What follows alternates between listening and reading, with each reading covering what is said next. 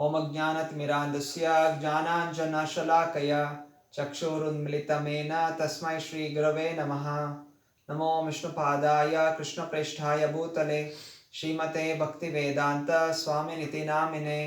नमस्ते सारस्वते देवे गौरवाणी प्रचारिणे निर्विशेष शून्यवादी पाश्चात्य देशतारिणे। जय श्री कृष्ण चैतन्य प्रभु नित्यानंद श्री अद्वैत गदाधर श्रीवासादि गौर भक्तवृंद।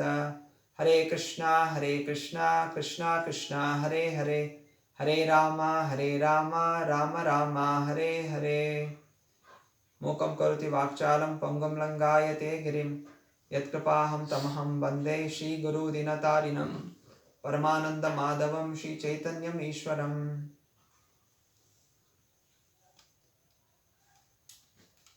ಹರೇ ಕೃಷ್ಣ.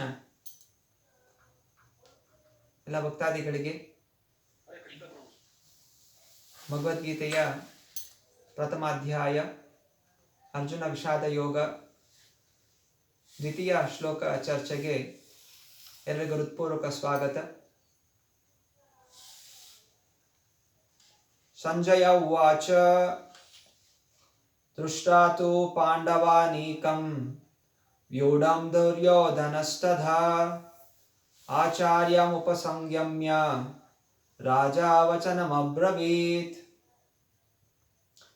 ದೃಷ್ಟ್ವಾ ತು ಪಾಂಡವಾನೀಕಂ ವ್ಯೂಢಂ ದುರ್ಯೋಧನಸ್ತಥಾ ಆಚಾರ್ಯಮುಪಸಂಗಮ್ಯ ರಾಜಾ ವಚನಮಬ್ರವೀತ್. ದೃಷ್ಟ್ವಾ ತು ಪಾಂಡವಾನೀಕಂ ವ್ಯೂಢಂ ದುರ್ಯೋಧನಸ್ತಥಾ ಆಚಾರ್ಯಮುಪಸಂಗಮ್ಯ ರಾಜಾ ವಚನಮಬ್ರವೀತ್. ಅನುವಾದ ಅಭಯ ಚರಣಾರವಿಂದ ಭಕ್ತ ಶ್ರೀ ಪ್ರಭುಪಾದರ ಗ್ರಂಥಗಳಿಂದ. ಸಂಜಯನು ಹೇಳಿದನು, ರಾಜನೇ, ಪಾಂಡವರ ಸೇನಾ ವ್ಯೂಹವನ್ನು ವೀಕ್ಷಿಸಿ ರಾಜ ದುರ್ಯೋಧನನು ತನ್ನ ಗುರುಗಳ ಬಳಿಗೆ ಹೀಗೆ ಅಂದನು.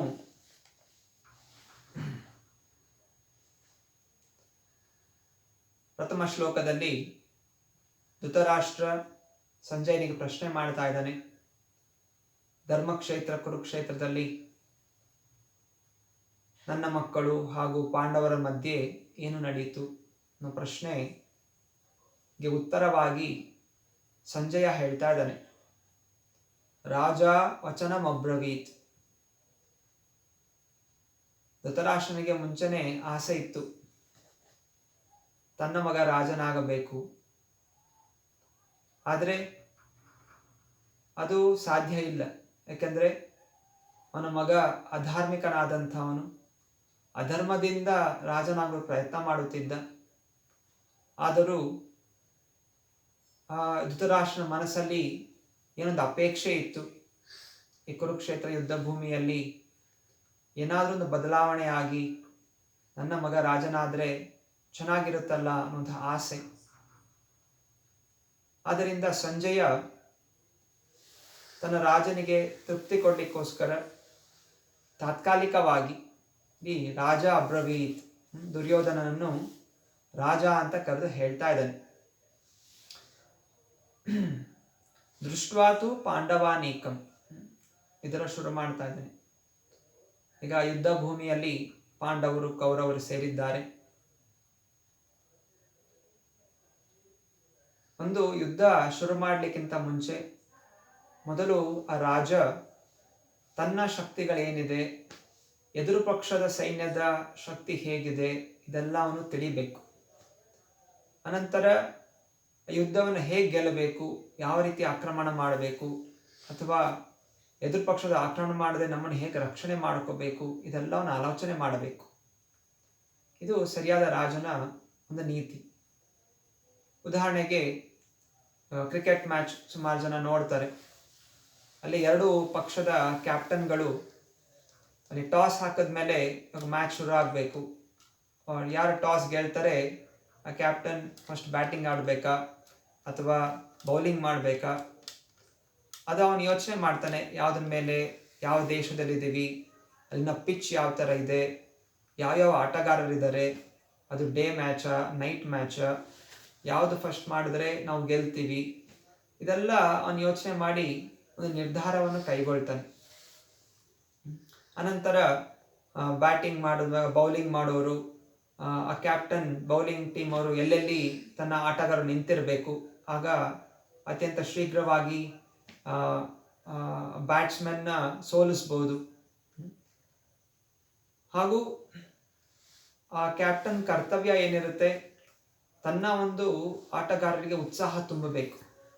ಹೌದು, ನಾವು ಗೆಲ್ತೀವಿ, ನಾವು ಗೆಲ್ಲಬೇಕು, ನಮ್ಮೆಲ್ಲ ಶಕ್ತಿ ಇದೆ. ಅನಂತರ ಎದುರು ಪಕ್ಷದವರಿಗೆ ಹೆದರಿಸ್ಬೇಕು. ಅದರಿಂದ ಆ ಹೆದರಿಕೆಯಿಂದನೇ ಅವರ ಆಟ ಅನ್ನೋದು ಕಡಿಮೆ ರೀತಿಯಲ್ಲಿ ಮಾಡೋ ಆಗತ್ತೆ. ಹಾಗೆ ಯುದ್ಧದಲ್ಲೂ ಅಷ್ಟೇ, ರಾಜ ತನ್ನ ಒಂದು ಸೈನ್ಯದ ಉತ್ಸಾಹವನ್ನು ಬೆಳೆಸ್ತಾನೆ, ಹಾಗೂ ಎದುರು ಪಕ್ಷದ ಒಂದು ಉತ್ಸಾಹವನ್ನು ಅದನ್ನ ದುರ್ಬಲ ಮಾಡಲಿಕ್ಕೆ ಪ್ರಯತ್ನ ಮಾಡ್ತಾನೆ. ಇಲ್ಲಿ ದುರ್ಯೋಧನ ಈಗ ಸೇನನ್ನು ನೋಡ್ತಾ ಇದ್ದಾನೆ. ಸೇನೆ ಎಲ್ಲ ನೋಡಿ ಅವನಿಗೆ ಮೊದಲು ತುಂಬಾ ಉತ್ಸಾಹ ಇತ್ತು. ಈ ಯುದ್ಧ ಭೂಮಿಯ ಹಿಂದಿನ ದಿವಸ ದುರ್ಯೋಧನ ಯೋಚನೆ ಮಾಡಿದ್ದ, ನನ್ನ ಕಡೆ 11 ಅಕ್ಷೋಹಿಣಿ ಸೈನ್ಯ ಇದೆ. ಒಂದು ಅಕ್ಷೋಹಿಣಿ ಅಂದ್ರೆ ಸುಮಾರು 2 ಲಕ್ಷ ಸೈನಿಕರು, ಮುಖ್ಯವಾದ ಸೈನಿಕರು. ಇದಲ್ಲದೆ ಅನೇಕ ಅವರ ಕೈ ಕೆಳಗಿರುವಂತಹ ಸಾರಥಿಗಳು, ರಥದ ಸಾರಥಿಗಳು, ಇನ್ನು ನಾನಾ ರೀತಿಯ ಜನರು, ಇದಲ್ಲದೆ ಆನೆಗಳು, ಕುದುರೆಗಳು, ಲಕ್ಷಾಂತರ. ಅಷ್ಟು ಮಹಾಭಾರತದಲ್ಲಿ ವರ್ಣನೆ ಇದೆ. ಸುಮಾರು 26 ಲಕ್ಷ ಸೈನ್ಯ ಜನ ದುರ್ಯೋಧನ ಕಡೆ ಇದ್ರು. ಇದು 11 ಅಕ್ಷೋಹಿಣಿ. ಮತ್ತೆ ಪಾಂಡವರ ಕಡೆ 7 ಅಕ್ಷೋಹಿಣಿ, ಸುಮಾರು 15 ಲಕ್ಷ ಮುಖ್ಯವಾದ ಸೈನಿಕರು. 5 ಜನ ಪಾಂಡವರು, ಕಡೆ ಕೌರವರು 100 ಜನ. ಅದರಲ್ಲೂ ದುರ್ಯೋಧನ ಕಡೆ ಭೀಷ್ಮ ಪಿತಾಮಹ, ದ್ರೋಣಾಚಾರ್ಯ, ಕೃಪಾಚಾರ್ಯ, ಅಶ್ವತ್ಥಾಮ, ಕರ್ಣ ಇಂತಹ ಅತಿರಥರಿದ್ರು. ಭೀಷ್ಮ ಪಿತಾಮಹ ಅವರು ಇಚ್ಛಾಮರಣ ಇರುವಂಥವರು, ಪರಶುರಾಮರ ಶಿಷ್ಯಂದಿರು. ಅಂದ್ರೆ ಭಗವಂತನೇ ಇಂದನೇ ಎಲ್ಲ ಈ ಯುದ್ಧ ಕಲೆಯನ್ನು ಕಲ್ತಂಥವರು. ಅಂದ್ರೆ ದ್ರೋಣಾಚಾರ್ಯರು, ಅವರು ತುಂಬಾ ಪ್ರಭಾವಶಾಲಿಯಾದಂತಹ ಆಚಾರ್ಯರು, ಯುದ್ಧದಲ್ಲಿ ಪರಿಣಿತರು, ದಿವ್ಯ ಅಸ್ತ್ರಶಸ್ತ್ರಗಳನ್ನು ಹೊಂದಿದಂಥವರು. ಇವರೆಲ್ಲ ಇದ್ದಾಗ ದುರ್ಯೋಧನನಿಗೆ ತುಂಬಾ ಒಂದು ಉತ್ಸಾಹ ಇತ್ತು, ತುಂಬಾ ನಂಬಿಕೆ ಇತ್ತು, ಈ ಯುದ್ಧದಲ್ಲಿ ನಾವೇ ಗೆಲ್ತೀವಿ. ಆದ್ರಿಂದ ಯುದ್ಧ ಶುರು ಮಾಡ್ಲಿಕ್ಕಿಂತ ಮುಂಚೆ ಅದರ ಹಿಂದಿನ ದಿವಸ ತನ್ನ ಸೈನ್ಯದ, ತನ್ನ ಕಡೆ ಇರುವಂತಹ ಜನರ ಬಲದಿಂದ ಅವನು ಪಾಂಡವರಿಗೆ ಸಿಟ್ಟು ತರಲಿಕ್ಕೆ ಒಂದು ಯೋಚನೆ ಮಾಡ್ತಾನೆ. ಅವನು ಶಕುನಿಯ ಮಗ ಉಲೂಕ ಅಂತ, ಆ ಉಲೂಕನನ್ನ ಪಾಂಡವರ ಕಡೆ ಕಳಿಸ್ತಾನೆ. ಅಲ್ಲಿ ಪಾಂಡವರಿಗೆ ಅವನು ಒಂದು ಸಂದೇಶ ಕಳಿಸ್ತಾನೆ. ನೀವೆಲ್ಲ ಪಾಂಡವರು ತುಂಬಾ ಬಲಿಷ್ಠರು ಅಂದ್ಕೊಂಡಿದ್ದೀರಾ, ಆದರೆ ನೀವೆಲ್ಲ ತುಂಬಾ ಬಲಹೀನರು. ನನ್ನ ಕಾರಣದಿಂದ ನಾನು ನಿಮ್ಮನ್ನೆಲ್ಲ ಅಡಿಗೆ ಮಾಡೋ ಹಾಗೆ ಮಾಡಿದೆ. ಭೀಮನ್ಗೆ ಹೇಳ್ದ, ಭೀಮನ್ ಅಡಿಗೆ ಭಟ್ಟನಾಗಿದ್ದೆ. ಅರ್ಜುನ, ನೀನು ಬೃಹನ್ನಲಾಗಿ ಅಲ್ಲಿ ನೃತ್ಯ ಕಲಿಸ್ಕೊಡ್ತಾ ಇದೆ. ಭೀಮ ಕಂಕನಾಗಿದ್ದ, ದ್ರೌಪದಿ ರಾಣಿಯ ಸೇವಕಳಾಗಿದ್ರು. ಇದೆಲ್ಲ ಶಕ್ತಿ ಇರುವಂತಹವರು ಶಕ್ತಿ ಇಲ್ಲದೆ ಇರೋರನ್ನು ಹೆಂಗ್ ಬೇಕೋ ಆಟ ಆಡಿಸ್ತಾರೆ. ನೀವು ನಿಜವಾಗಿ ನಿಮ್ಗೆ ಶಕ್ತಿ ಇಲ್ಲ ಅಂತ ಹೇಳಿ ಅವ್ರಿಗೆ ಒಂದು ಸಂದೇಶ ಕಳಿಸಿದ್ದ. ಅದನ್ನ ನೀವು ಇವತ್ತು ಕೂಡ ನಾಳಿನ ಯುದ್ಧದಲ್ಲಿ ನೀವು ಮತ್ತೆ ತಿರ್ಗಾ ಸೋಲ್ತೀರಾ. ಹೀಗೆ ತುಂಬಾ ಅಹಂಕಾರದಿಂದ ಈ ದುರ್ಯೋಧನ ಸಂದೇಶವನ್ನು ಕಳಿಸ್ಕೊಟ್ಟಿದ್ದ. ಆಗ ಅರ್ಜುನ, ಭೀಮ ತುಂಬಾ ಕ್ರೋಧಿತರಾಗಿ ಅವರು ಸಂದೇಶ ಕಳಿಸಿದ್ರು. ಇದೆಲ್ಲ ಹಿಜ್ಡಾಗಳು ಮಾತಾಡ್ತಾರೆ. ನಿಜವಾಗಿ ಧೈರ್ಯ ಇರುವಂತಹ ರಾಜರು ಯುದ್ಧ ಭೂಮಿಯಲ್ಲಿ ತಮ್ಮ ಕಲೆಯನ್ನು ತೋರಿಸ್ತಾರೆ, ನಾಳೆ ಗೊತ್ತಾಗುತ್ತೆ, ನೋಡೋಣ ಅಂತ ಅವರು ಸಂದೇಶ ಕಳಿಸಿದ್ರು. ಅದು ದುರ್ಯೋಧನಿಗೆ ತುಂಬಾ ಉತ್ಸಾಹ ಇತ್ತು, ನಾವೇ ಗೆಲ್ತೀವಿ. ಮತ್ತೆ ಈಗ ಮೊದಲನೇ ದಿವಸ ಯುದ್ಧ ಭೂಮಿಯಲ್ಲಿ ಎಲ್ಲರೂ ಸೇರಿದ್ದಾಗ ಅವನ ಆ ಏನು ನಂಬಿಕೆ ಇತ್ತು ಅದು ಚೂರು ಚೂರು ಆಗೋಯ್ತು. ತನ್ನ ಕಡೆ 11 ಅಕ್ಷೋಹಿಣಿ ಇದ್ರೂ ಕೂಡ ಎದುರು ಕಡೆ ಪಕ್ಷದಲ್ಲಿ 7 ಅಕ್ಷೋಹಿಣಿ ಇದ್ದಂತಹ ಪಾಂಡವರಲ್ಲಿದ್ದಂತಹ ಮುಖದಲ್ಲಿ ಕಳೆ, ಅವರಲ್ಲಿದ್ದಂತಹ ಧೈರ್ಯ, ಅವರಲ್ಲಿದ್ದಂತಹ ಒಂದು ಆತ್ಮವಿಶ್ವಾಸ ಕಂಡು ದುರ್ಯೋಧನಿಗೆ ತುಂಬಾ ಭಯ ಆಯಿತು. ಅವನ ಹೃದಯ ನಡಗ್ಲಿಕ್ಕೆ ಶುರು ಆಯಿತು. ಯಾಕೆಂದ್ರೆ ಅವರಲ್ಲಿದ್ದಂತಹ ಒಂದು ಶಕ್ತಿ. ಭಗವದ್ಗೀತೆಯ ಕೊನೆಯಲ್ಲಿ ಸಂಜಯ ಹೇಳ್ತಾನೆ, ಯತ್ರ ಯೋಗೇಶ್ವರ ಕೃಷ್ಣ ಯತ್ರ ಪಾರ್ಥೋರ್ ಧನುರ್ಧರಃ ತತ್ರ ಶ್ರೀ ವಿಜಯಾಭೂತಿ ಧ್ರುವ ನೀತಿರ್ ಮತಿರ್ಮಮ. ಎಲ್ಲಿ ಕೃಷ್ಣಾರ್ಜುನರು ಇರ್ತಾರೋ ಅಲ್ಲಿ ನಿಶ್ಚಯವಾಗಿ, ಅಂದ್ರೆ ಕೃಷ್ಣ ಭಗವಂತ ಎಲ್ಲಿದ್ದಾನೋ ಹಾಗೂ ಭಗವಂತನ ಭಕ್ತರು, ಅರ್ಜುನನಂತಹ ಭಕ್ತರು ಇದ್ದರೆ ಅಲ್ಲಿ ಎಲ್ಲಾ ರೀತಿಯ ವಿಜಯ, ಎಲ್ಲಾ ರೀತಿಯ ಐಶ್ವರ್ಯ, ನೀತಿ ಎಲ್ಲವೂ ಕೂಡ ನೆಲೆಸುತ್ತೆ. ಇಲ್ಲಿ ದುರ್ಯೋಧನ ತನ್ನ ಕಡೆ ಸೈನ್ಯ ಇದೆ ಅಂದ್ಕೊಂಡ, ಆದರೆ ಎದುರು ಪಕ್ಷದಲ್ಲಿ ಕೃಷ್ಣ ಇದ್ದಾನೆ ಅನ್ನೋದು ಮರ್ತೋಗ್ಬಿಟ್ಟ. ರಾಕೆ ಕೃಷ್ಣ ಮಾರೇಕೆ, ಮಾರೇ ಕೃಷ್ಣ ರಾಕೇಕೆ. ಕೃಷ್ಣ ಸಂಕಲ್ಪ ಮಾಡಿಕೊಂಡ್ರೆ ಯಾರನ್ನೋ ಸಾಯಿಸ್ಬೇಕು ಅಂತ, ಯಾರೂ ಅವ್ರನ್ನ ಕಾಪಾಡ್ಲಿಕ್ಕೆ ಸಾಧ್ಯ ಇಲ್ಲ. ಅದೇ ಕೃಷ್ಣ ಯಾರನ್ನೋ ಕಾಪಾಡಬೇಕು ಅಂತ ಸಂಕಲ್ಪ ಮಾಡಿಕೊಂಡ್ರೆ ಅಂಥವ್ರನ್ನ ಯಾರೂ ಸಾಯಿಸ್ಲಿಕ್ಕೆ ಸಾಧ್ಯ ಇಲ್ಲ. ಇದರ ಹಿಂದೆಯೂ ಕೂಡ ದುರ್ಯೋಧನ ಎಷ್ಟೋ ಪ್ರಯತ್ನ ಮಾಡಿದ ಪಾಂಡವರನ್ನು ಸಾಯಿಸಬೇಕು ಅಂತ. ಆದರೆ ಎಷ್ಟು ಪ್ರಯತ್ನ ಮಾಡಿದ್ರು ಕೂಡ ಕೃಷ್ಣವರನ್ನು ಕಾಪಾಡ್ತಾ ಇದ್ದ. ಇದೆಲ್ಲ ದುರ್ಯೋಧನ ಮರ್ತೋಗ್ಬಿಟ್ಟ ಅವನ ಅಹಂಕಾರದಿಂದ, ಅವನ ಒಂದು ಮೂರ್ಖತನದಿಂದ. ಆದರೂ ಇಲ್ಲಿ ಈ ಒಂದು ಪಕ್ಷದಲ್ಲಿ ಯುದ್ಧ ಭೂಮಿಯಲ್ಲಿ ನಿಂತು ಅವನ ಹೃದಯ ದುರ್ಬಲ ಆಯಿತು. ಆದರೂ ಅವನ ಮುಖದಲ್ಲಿ ಅದನ್ನು ತೋರಿಸ್ಕೊಳ್ಳಿಲ್ಲ. ಅವನು ಸೀದಾ ಹೋದ ತನ್ನ ಗುರುಗಳ ಹತ್ರ. ದೃಷ್ಟ್ವಾತು ಪಾಂಡವಾನೀಕಂ ವ್ಯೂಢಂ ದುರ್ಯೋಧನಸ್ತಧ ಆಚಾರ್ಯ ಉಪಸಂಗಮ್ಯ. ದ್ರೋಣಾಚಾರ್ಯರು, ಆಚಾರ್ಯ ದ್ರೋಣಾಚಾರ್ಯ, ದ್ರೋಣಾಚಾರ್ಯನ ಹೋಗಿ ಭೇಟಿಯಾಗ್ತಾ ಇದ್ದಾನೆ. ಆಚಾರ್ಯ ಅಂದ್ರೆ ಯಾವ ವ್ಯಕ್ತಿ ತನ್ನ ಜೀವನ ಶೈಲಿಯಿಂದ ಇನ್ನೊಬ್ಬರಿಗೆ ಜ್ಞಾನವನ್ನು ಕೊಡ್ತಾನೋ ಅವರೇ ಆಚಾರ್ಯ. ಗುರುಗಳು, ನಿಜವಾದಂತಹ ಗುರು ಆಚಾರ್ಯ, ಅವರು ಕೇವಲ ಪಾಠ ಹೇಳ್ಕೊಡೋದಿಲ್ಲ, ಆ ಪಾಠ ಹೇಳ್ಕೊಡೋದನ್ನು ತಾವು ಅನುಸರಿಸ್ತಾ ಇರ್ತಾರೆ. ಮತ್ತೆ ಆ ಅನುಸರಣೆಯಿಂದ ತನ್ನ ಶಿಷ್ಯಂದರಿಗೆ, ವಿದ್ಯಾರ್ಥಿಗಳಿಗೆ ಜ್ಞಾನವನ್ನು ಕೊಡ್ತಾರೆ. ನಿಜವಾದಂತಹ ಆಚಾರ್ಯ. ಸೊ ಆಚಾರ್ಯರು ಎಲ್ಲಾ ರೀತಿಯ ಜ್ಞಾನ ಗೊತ್ತಿರುತ್ತೆ ಅವರಿಗೆ. ಇಲ್ಲಿ ದ್ರೋಣಾಚಾರ್ಯರು ಬ್ರಾಹ್ಮಣರು, ಯಜ್ಞ ಮಾಡೋದು ಬ್ರಾಹ್ಮಣರ ಕೆಲಸ ಏನು? ಯಜನ ಯಾಜನ ಪಠನ ಪಾಠನ ದಾನ ಪ್ರತಿಗ್ರಹ. ಯಜ್ಞ ಮಾಡಿಸೋದು, ಯಜ್ಞ ಮಾಡೋದು, ವೇದಶಾಸ್ತ್ರಗಳನ್ನು ತಿಳಿಯೋದು, ಓದೋದು ಹಾಗೂ ವೇದಶಾಸ್ತ್ರವನ್ನು ಹೇಳ್ಕೊಡುವಂಥದ್ದು. ಇದು ದಾನ, ದಾನ ಸ್ವೀಕಾರ ಮಾಡುವಂಥದ್ದು ಹಾಗೂ ದಾನ ಇನ್ನೊಬ್ಬರಿಗೆ ಕೊಡುವಂಥದ್ದು. ಇದೆಲ್ಲ ಬ್ರಾಹ್ಮಣರ ಗುಣ. ಅವರು ಬ್ರಾಹ್ಮಣನಾಗಿದ್ರು ಕೂಡ ಎಲ್ಲಾ ವರ್ಣಗಳಿಗೆ ಜ್ಞಾನ ಕೊಡುವಂಥವನು ಬ್ರಾಹ್ಮಣನೇ. ಬ್ರಾಹ್ಮಣನೇ ಗುರು, ಕ್ಷತ್ರಿಯರಿಗೂ ಬ್ರಾಹ್ಮಣ ಗುರು, ವೈಶ್ಯ ಶೂದ್ರ ಎಲ್ಲರಿಗೂ ಬ್ರಾಹ್ಮಣ ಗುರು.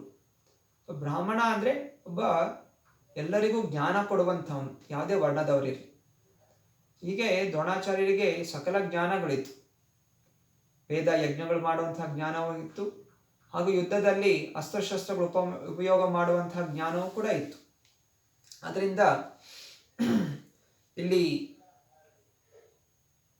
ಶಾಸ್ತ್ರ ಹೇಳುತ್ತೆ,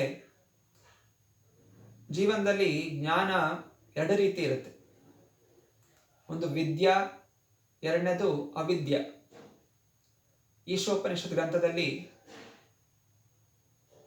ಹೇಳಲಾಗಿದೆ, ಯಾವ ವ್ಯಕ್ತಿ ವಿದ್ಯಾ ಹಾಗೂ ಅವಿದ್ಯ ಎರಡನ್ನು ತಿಳಿದಿದ್ದಾನೆ ಅವನು ಜೀವನದ ಪರಿಪೂರ್ಣತೆಯನ್ನು ಹೊಂದುತ್ತಾನೆ ಅಂತ.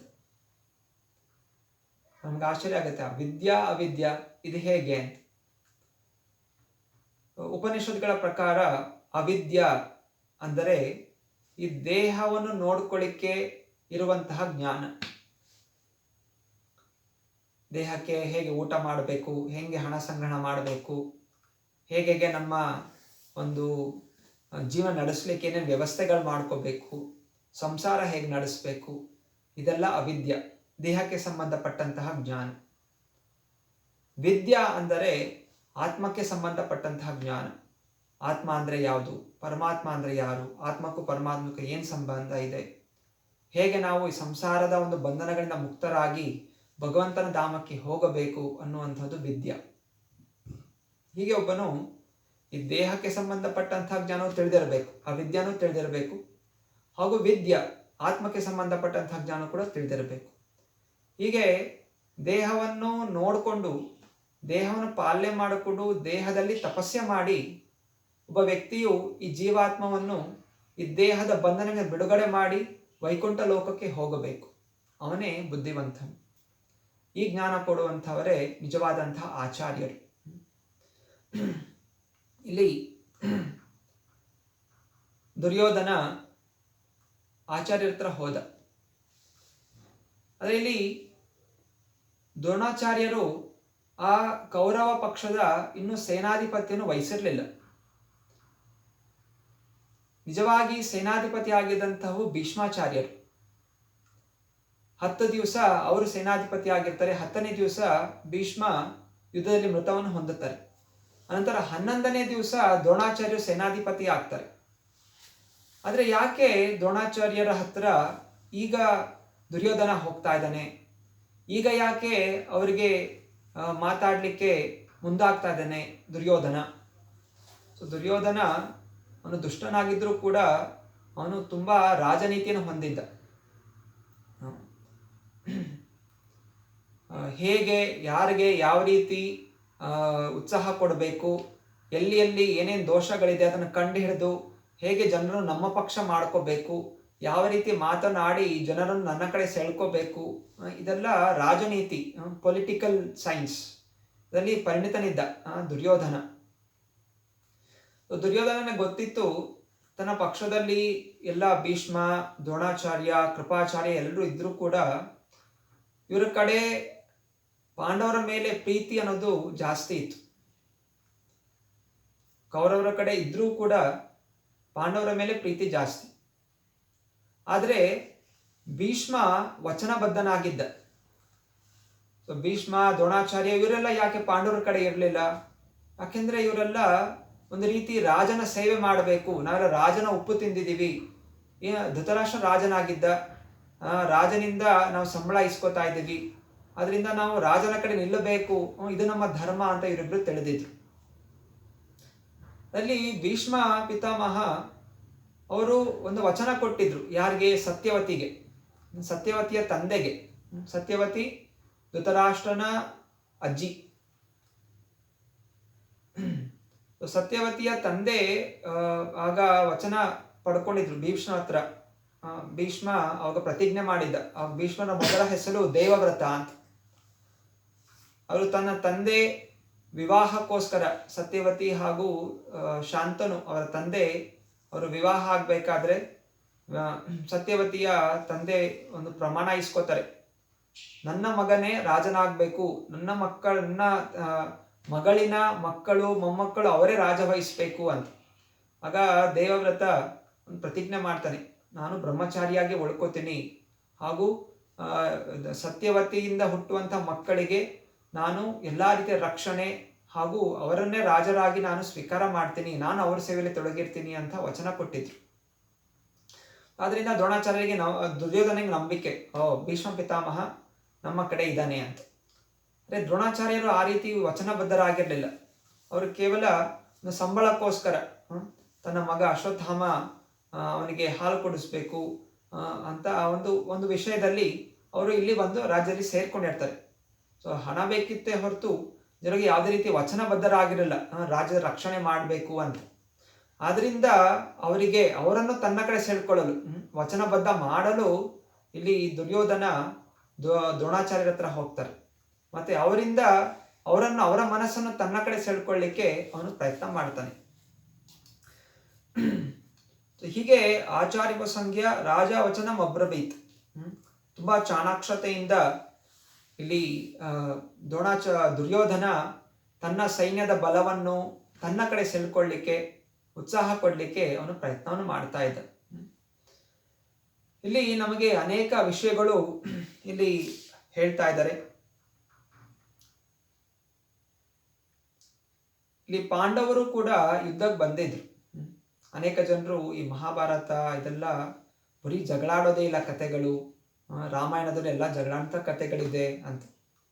ಆದರೆ ನಿಜವಾಗಿ ಭಕ್ತರಿಗೆ ಜಗಳ ಆಡಬೇಕು ಅಂತ ಇಷ್ಟ ಇಲ್ಲ. ಮುಂಚಿನ ಸಮಯದಲ್ಲಿ ರಾಜರು ಸುಮ್ಮನೆ ತಮ್ಮ ರಾಜ್ಯ ನಾವು ಪಡ್ಕೋಬೇಕು, ನಮ್ದು ದೊಡ್ಡ ರಾಜ್ಯ ಆಗಬೇಕು ಅಂತ ಅವ್ರಿಗೇನು ಆಸೆ ಇರಲಿಲ್ಲ. ಅವ್ರಿಗೇನು ರಾಜ್ಯ ಇತ್ತು ಪಿತ್ತರ್ಜಿತವಾಗಿ ಏನು ನಮಗೆ ಅವ್ರವ್ರು ಕೊಟ್ಟಿದ್ರು ಅದರಿಂದ ಅವರು ಸಂತೋಷವಾಗಿರ್ತಾ ಇದ್ರು. ಆದರೆ ಯಾರೋ ದುಷ್ಟ ಶಕ್ತಿಗಳು ಆಕ್ರಮಣ ಮಾಡಿದಾಗ ಆಗ ಯುದ್ಧ ಮಾಡಲಿಕ್ಕೂ ತಯಾರಿರ್ತಾ ಇದ್ರು. ಸೊ ವ್ಯತ್ಯಾಸ ಇದೆ. ಇವತ್ತಿನ ದಿವಸ ಹಾಗಲ್ಲ. ಇವತ್ತಿನ ದಿವಸದ ಏನು ರಾಜರು ಅಂತಿದ್ದಾರೆ ಅವರು ಯಾರು ಸಂತೃಪ್ತರಾಗಿಲ್ಲ. ಅವರು ಎಲ್ಲ ಪ್ರಜೆಗಳಿಂದ ಇನ್ನೂ ಅಧಿಕಾಧಿಕವಾಗಿ ತೆರಿಗೆಗಳನ್ನು ಹಾಕಿ ತಮ್ಮ ಜೇಬು ತುಂಬಿಸ್ಕೊಂಡು ತನ್ನ ಪರಿವಾರ ಬೆಳೆಸ್ಕೋಬೇಕು ಅಂತ ಅವರು ರಾಜರಾಗ್ಲಿಕ್ಕೆ ಪ್ರಯತ್ನ ಮಾಡ್ತಾರೆ. ಇವತ್ತಿನ ರಾಜಕೀಯ ಜನ, ಪೊಲಿಟಿಷಿಯನ್ಸ್. ಮುಂಚಿನ ಸಮಯ ಹಾಗೆ ರಾಜ ಅಲ್ಲ. ರಾಜ ಏನ್ ತಿಳ್ಕೊತಾ ಇದ್ದ, ಈ ರಾಜ್ಯವನ್ನು ನೋಡ್ಕೊಳ್ಳುವಂತಹದ್ದು ಭಗವಂತ ನನಗೆ ಕೊಟ್ಟಿರುವಂತಹ ಒಂದು ಸೇವೆ, ನನ್ನ ಕರ್ತವ್ಯ. ಎಲ್ಲ ಪ್ರಜೆಗಳು ರಕ್ಷಣೆ ಮಾಡಬೇಕು, ಹಾಗೂ ಅವರೆಲ್ಲ ಆಧ್ಯಾತ್ಮಿಕ ಚಿಂತನೆ ಮಾಡಿ ಈ ಸಂಸಾರದ ಬಂಧನಗಳ ಮುಕ್ತರಾಗಬೇಕು. ಅದಕ್ಕೆ ನಾನು ಮಾರ್ಗದರ್ಶನಕ್ಕನಾಗಿರ್ಬೇಕು ಅನ್ನುವಂತಹ ವಿಚಾರ ರಾಜನದಾಗಿರ್ತಾ ಇತ್ತು. ಅಂದರೆ ಇವತ್ತಿನ ದಿವಸ ಇದೆಲ್ಲ ಬದಲಾಗಿದೆ. ಹಾಗೆ ಪಾಂಡವರು ಧರ್ಮದ ಸ್ಥಾಪನೆಗೋಸ್ಕರ ಧರ್ಮ ನಿಲ್ಲಬೇಕು, ಇದು ದುರ್ಯೋಧನಂತಹ ದುಷ್ಟರು ಇವರೆಲ್ಲ ರಾಜರಾಗ್ಬಿಟ್ರೆ ಅವ್ರು ಏನು ನಿಯಮಗಳನ್ನು ಪಾಲನೆ ಮಾಡೋದಿಲ್ಲ. ಮತ್ತು ಅದನ್ನು ನೋಡ್ತಾ ಎಲ್ಲ ಪ್ರಜೆಗಳು ಕೂಡ ನೀತಿ ಭ್ರಷ್ಟರಾಗ್ತಾರೆ, ಮತ್ತೆ ಸಮಾಜ ಎಲ್ಲವೂ ಕೂಡ ಭ್ರಷ್ಟರಾಗಿ ಎಲ್ಲವೂ ಹಾಳಾಗುತ್ತೆ, ಎಲ್ಲ ನರಕಲೋಕಕ್ಕೆ ಹೋಗ್ತಾರೆ ಅನ್ನೋ ಉದ್ದೇಶದಿಂದ ಇವರು ಯುದ್ಧಕ್ಕೋಸ್ಕರ ನಿಂತಿದ್ರು. ಶ್ರೀಲ ಪ್ರಭುಪಾದರು ಗೆ ಒಮ್ಮೆ ಒಬ್ಬ ಶಿಷ್ಯ, ಒಬ್ಬ ವ್ಯಕ್ತಿ ಹಾಗೆ ಬಂದು ಕೇಳ್ತಾನೆ, ಸ್ವಾಮೀಜಿ ನಿಮ್ಮದು ಏನು ಈ ಸಂಸ್ಥೆಯಲ್ಲಿ ಎಲ್ಲ ಯುವಕರು ಇವರೆಲ್ಲ ಸೇರ್ಕೊಂಡ್ಬಿಟ್ಟು ಏನು ಮಾಡ್ತಾ ಇದ್ದಾರೆ, ಸುಮ್ಮನೆ ಅನಾವಶ್ಯಕವಾಗಿ ಸುಮ್ಮನೆ ಹರೇ ಕೃಷ್ಣ ಮಂತ್ರದ ಜಪ ಮಾಡ್ಕೊಂಡು ಕೂತ್ಕೋತಾರೆ, ಇದರಿಂದ ಏನು ಪ್ರಯೋಜನ, ಇದೆಲ್ಲ ಸೋಂಬೇರಿಗಳಾಗ್ತಾ ಇದ್ದಾರೆ ಅಂತ. ಆಗ ಪ್ರಭುಪಾದ್ ಹೇಳ್ತಾರೆ, ಅದು ಇವತ್ತು ನಿಮಗೆ ಹಾಗೆ ಕಾಣ್ತಾ ಇದೆ, ಮುಂದಿನ ಬರುವಂಥ ದಿವಸಗಳಲ್ಲಿ ಇದೇ ಯುವಕರು ಒಂದು ದೊಡ್ಡ ಆಂದೋಲನವನ್ನು ಶುರು ಮಾಡ್ತಾರೆ, ಹಾಗೂ ಎಲ್ಲ ದೇಶದ ಒಂದು ಪ್ರಗತಿಗೋಸ್ಕರ ಇವರೇ ಮುಂದಾಗ್ತಾರೆ ಅಂತ. ಭಗವಂತನ ನಾಮಸ್ಮರಣೆ ಮಾಡುವಂಥದ್ದು, ಭಗವಂತನ ಚಿಂತನೆ ಮಾಡುವಂಥದ್ದು ಯಾವುದೇ ರೀತಿಯ ಸೋಂಬೇರಿತನ ಅಲ್ಲ. ಭಗವಂತನ ಚಿಂತನೆ ಮಾಡುವಂಥದ್ದು ಇದು ಶಕ್ತಿಯ ಲಕ್ಷಣ. ದೃಢವಾದಂತಹ ಚಿಂತನೆ, ನಿಜವಾದಂತಹ ಬುದ್ಧಿವಂತರ ಲಕ್ಷಣ ಭಗವಂತನ ಚಿಂತನೆ ಮಾಡುವಂಥದ್ದು. ಹಾಗೂ ಪ್ರಭುಪಾದರು ಹೇಳಿದ್ರು, ನಮ್ಮ ಈ ಸಂಸ್ಥೆಯ ಭಕ್ತಾದಿಗಳು ಅವಶ್ಯಕತೆ ಇದ್ದರೆ ಯುದ್ಧ ಮಾಡಲಿಕ್ಕೂ ತಯಾರಿರ್ತಾರೆ. ಯುದ್ಧ ಮಾಡಬೇಕು ಅಂತ ಆಸಕ್ತಿ ಇಲ್ಲ, ಭಗವಂತ ನಾಮಸ್ಮರಣೆ ಶಾಂತಿಯಿಂದ ಇರಬೇಕು ಅಂತ ಅವರ ಉದ್ದೇಶ. ಆದರೆ ಯಾರಾದರೂ ಶತ್ರುಗಳು ಎದುರು ಪಕ್ಷಕ್ಕೆ ಬಂದರೆ, ಎದುರಿಸಿದ್ರೆ ಯುದ್ಧ ಮಾಡಲಿಕ್ಕೂ ತಯಾರಿದ್ದಾರೆ. ಹೇಗೆ ರಾಮಾಯಣದಲ್ಲಿ ನಾವು ನೋಡ್ತೀವಿ, ಹನುಮಂತ ಮಹಾನ್ ಭಕ್ತ, ರಾಮನ ಭಕ್ತ, ಭಗವಂತನ ಭಕ್ತ, ಯಾವಾಗಲೂ ರಾಮನ ನಾಮಸ್ಮರಣೆ ಮಾಡ್ಕೊಂಡು ಇರ್ತಾ ಇದ್ದ. ಆದರೆ ಯಾವಾಗ ರಾಮಚಂದ್ರನ ವಿರುದ್ಧವಾಗಿ, ಸೀತಾಮಾತೆಯ ವಿರುದ್ಧವಾಗಿ, ಭಕ್ತರ ವಿರುದ್ಧವಾಗಿ ಈ ಅಸುರರ ಸಂಖ್ಯೆ, ಅಸುರ ಅಟ್ಟಹಾಸ ಜಾಸ್ತಿ ಆಯಿತು, ಆಗ ಹನುಮಂತ ಯುದ್ಧ ಮಾಡಲಿಕ್ಕೂ ತಯಾರಾದ, ಸಮಸ್ತ ಲಂಕೆಗೆ ಬೆಂಕಿ ಹಚ್ಚಿ ಬಂದ. ಹೀಗೆ ಭಕ್ತರು ಯಾವತ್ತೂ ಹೆದರ್ಕೊಳ್ಳೋದಿಲ್ಲ, ಯಾವುದಕ್ಕೂ ಹೆದರೋದಿಲ್ಲ. ಅದು ತುಂಬ ಧೈರ್ಯವಂತರು, ಯಾಕಂದರೆ ಆಗ ನಂಬಿಕೆ ಇದೆ ಭಗವಂತನ ಮೇಲೆ. ಇತಿಹಾಸದಲ್ಲೂ ನಾವು ನೋಡಿದ್ದೀವಿ, ಪ್ರಹ್ಲಾದ್ ಮಹಾರಾಜ ಹಿರಣ್ಯಕಶಿಪುನಂತಹ 14 ಲೋಕಗಳನ್ನು ವಶಪಡಿಸಿಕೊಂಡು ಹೆದರಿಸ್ತಾ ಇದ್ದಂತಹ ಹಿರಣ್ಯಕಶಿಪು 5 ವರ್ಷದ ಬಾಲಕನಾದಂತಹ ಪ್ರಹ್ಲಾದನ ಹೆದರಿಸ್ಲಿಕ್ಕೆ ಸಾಧ್ಯ ಇರಲಿಲ್ಲ. ಯಾಕೆ ಅಂತ ಹೇಳಿದ್ರೆ ಅವನಲ್ಲಿದ್ದಂತಹ ಅಪಾರವಾದ ನಂಬಿಕೆ ಭಗವಂತನ ಮೇಲೆ. ಒಮ್ಮೆ ಶ್ರೀಲ ಪ್ರಭುಪಾದರು ನೈರೋಬಿ, ಆಫ್ರಿಕಾ ದೇಶದಲ್ಲಿ ನೈರೋಬಿಯಲ್ಲಿ ಬೆಳಗ್ಗೆ ಪ್ರವಚನ ಕೊಡ್ತಾ ಇದ್ರು. ಆಗ ಇದಕ್ಕಿದ್ದ ಹಾಗೆ ಆ ಒಂದು ಸಣ್ಣ ಏನೋ ಒಂದು ಶೆಡ್ ತರ ಮಾಡ್ಕೊಂಡಲ್ಲಿ ಪ್ರವಚನ, ಆಗ ಅಂತ ಮಂದಿರಗಳನ್ನು ಸ್ಥಾಪನೆ ಆಗಿರಲಿಲ್ಲ. ಸೊ ಅಲ್ಲಲ್ಲಿ ಭಕ್ತಾದಿ ಪ್ರವಚನ ನಡೀತಾ ಇತ್ತು. ಸ್ವಲ್ಪ ಜನ ಸೇರಿದ್ರು ನೈರೋಬಿ ಆಫ್ರಿಕಾದಲ್ಲಿ ಪ್ರಭುಪಾದರ ಪ್ರವಚನಕ್ಕೆ. ಹಾಗೆ ಇದ್ದಕ್ಕಿದ್ದ ಹಾಗೆ 55 ಡಕಾಯಿತರು ಅಲ್ಲಿ ಬಂದು ಗನ್ಗಳು ಹಿಡ್ಕೊಂಡು ಎಲ್ಲ ಬಂದು ನಿಂತ್ಕೊಂಡಿದ್ರು. ಮತ್ತೆ ಎಲ್ರಿಗೂ ಹೇಳಿದ್ರು, ಎಲ್ಲ ತಲೆ ಬಗ್ಸಿ ಮಲ್ಕೊಂಬೇಡಿ, ಯಾರು ತಲೆ ಎತ್ತಬೇಡಿ ಅಂತ. ಆಗ ಅಲ್ಲಿದ್ದಂತಹ ಎಲ್ಲ ಜನರು, ಯಾರ ಭಕ್ತಾದಿಗಳು ಎಲ್ಲ ತಲೆ ಬಗ್ಗಿಸ್ಕೊಂಡು ಅಲ್ಲಿ ಮಲ್ಕೊಂಡ್ಬಿಡ್ತಾರೆ. ಆದರೆ ಒಬ್ಬ ವ್ಯಕ್ತಿ ನೋಡ್ತೀನಿ ಸುತ್ತಮುತ್ತ ಯಾರೆಲ್ಲ ತಲೆ ಎತ್ತಿದ್ದಾರೆ ಅಂತ. ಅಲ್ಲಿ ಒಬ್ಬ ವ್ಯಕ್ತಿ ಮಾತ್ರ ತಲೆ ಎತ್ತಿ ಕೂತಿರ್ತಾನೆ, ಶ್ರೀಲ ಪ್ರಭುಪಾದರು. ಶ್ರೀಲ ಪ್ರಭುಪಾದರಿಗೆ ಅವನ ತಿರ್ಗಾ ಗನ್ನೆಟ್ ತೋರಿಸ್ತಾನೆ, ತಲೆ ಬಗ್ಸಿ ಇವರೆಲ್ಲ ಹಿಂಗೆ ಹಂಗೆ ನೀ ಮಲ್ಕೋ ಅಂತ. ಅವರು ಪ್ರಭುಪಾದರು ಹಂಗೆ ಕೂತಿರ್ತಾರೆ. ಇನ್ನು 2 ಬಾರಿ ಹೇಳ್ತಾನೆ, ಆದರೂ ಪ್ರಭುಪಾದ ಹಾಗೆ ಕೂತಿರ್ತಾರೆ. ಅದಕ್ಕೆ ಇದ್ದಕ್ಕಿದ್ದ ಹಾಗೆ ಪ್ರಭುಪಾದರು ನೋಡಿ ಅವರ ದೈಯಲ್ಲಿ ಭಯ ಶುರು ಆಗತ್ತೆ. ಈ ವ್ಯಕ್ತಿಗೆ ಎಷ್ಟು ಧೈರ್ಯ ಇದೆ, ಸ್ವಲ್ಪವೂ ಕೂಡ ಅವನ ಮುಖದಲ್ಲಿ ಭಯ ಅನ್ನೋದು ಇಲ್ಲ, ಅವನಲ್ಲಿ ಏನೋ ಅದ್ಭುತವಾದ ಶಕ್ತಿ ಇರಬೇಕು ಅಂತ ಹೇಳಿ ಆ 55 ಜನ ಡಕಾಯಿತರು ಗನ್ ಇಟ್ಕೊಂಡಿದ್ದಂಥವ್ರು ಓಡೋಗ್ಬಿಡ್ತಾರೆ ಅಲ್ಲಿಂದ. ಪ್ರಭುಪಾದಕಿ ಚಾಯ್. ಹೀಗೆ ಭಗವಂತನ ನಂಬುದಂಥವ್ರಿಗೆ ಮೃತ್ಯುವಿನ ಭಯ ಇಲ್ಲ. ಯಾಕಂದ್ರೆ ಅವರ ನಂಬಿಕೆ ಭಗವಂತ ಅವನಿಗೇನು ಇಚ್ಛೆ ಇದೆ ಅದಾಗತ್ತೆ. ಭಗವಂತನ ಇಚ್ಛೆ ಇಲ್ಲದೆ ಒಂದು ಹುಲ್ಲುಕಡ್ಡಿ ಕೂಡ ಅಲ್ಲಾಡ್ಲಿಕ್ಕೆ ಸಾಧ್ಯ ಇಲ್ಲ. ಇದು ಭಗವಂತನ ಭಕ್ತರ ನಂಬಿಕೆ. ಅದಕ್ಕೆ ಧೈರ್ಯದಿಂದ ಅವರು ಭಕ್ತಿಯ ಆಚರಣೆ ಮಾಡ್ತಾರೆ, ಯಾವುದಕ್ಕೂ ಹಿಂಜರಿಯೋದಿಲ್ಲ. ಹಾಗಂತ ದುಷ್ಟ ಕಾರ್ಯಗಳು ಮಾಡೋದಿಲ್ಲ, ಬದಲಾಗಿ ಧಾರ್ಮಿಕವಾದ ಕಾರ್ಯಗಳನ್ನು ಧೈರ್ಯವಾಗಿ ಮಾಡ್ತಾರೆ.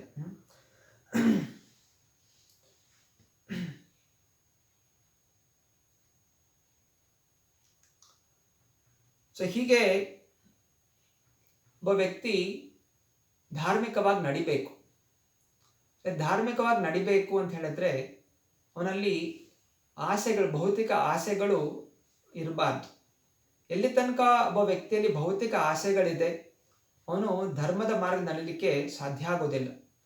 ಅವನ ಮನಸ್ಸು ಶುದ್ಧವಾಗಿರೋದಿಲ್ಲ, ಅವನ ಮನಸ್ಸು ಧೈರ್ಯದಿಂದ ಕೂಡಿರೋದಿಲ್ಲ.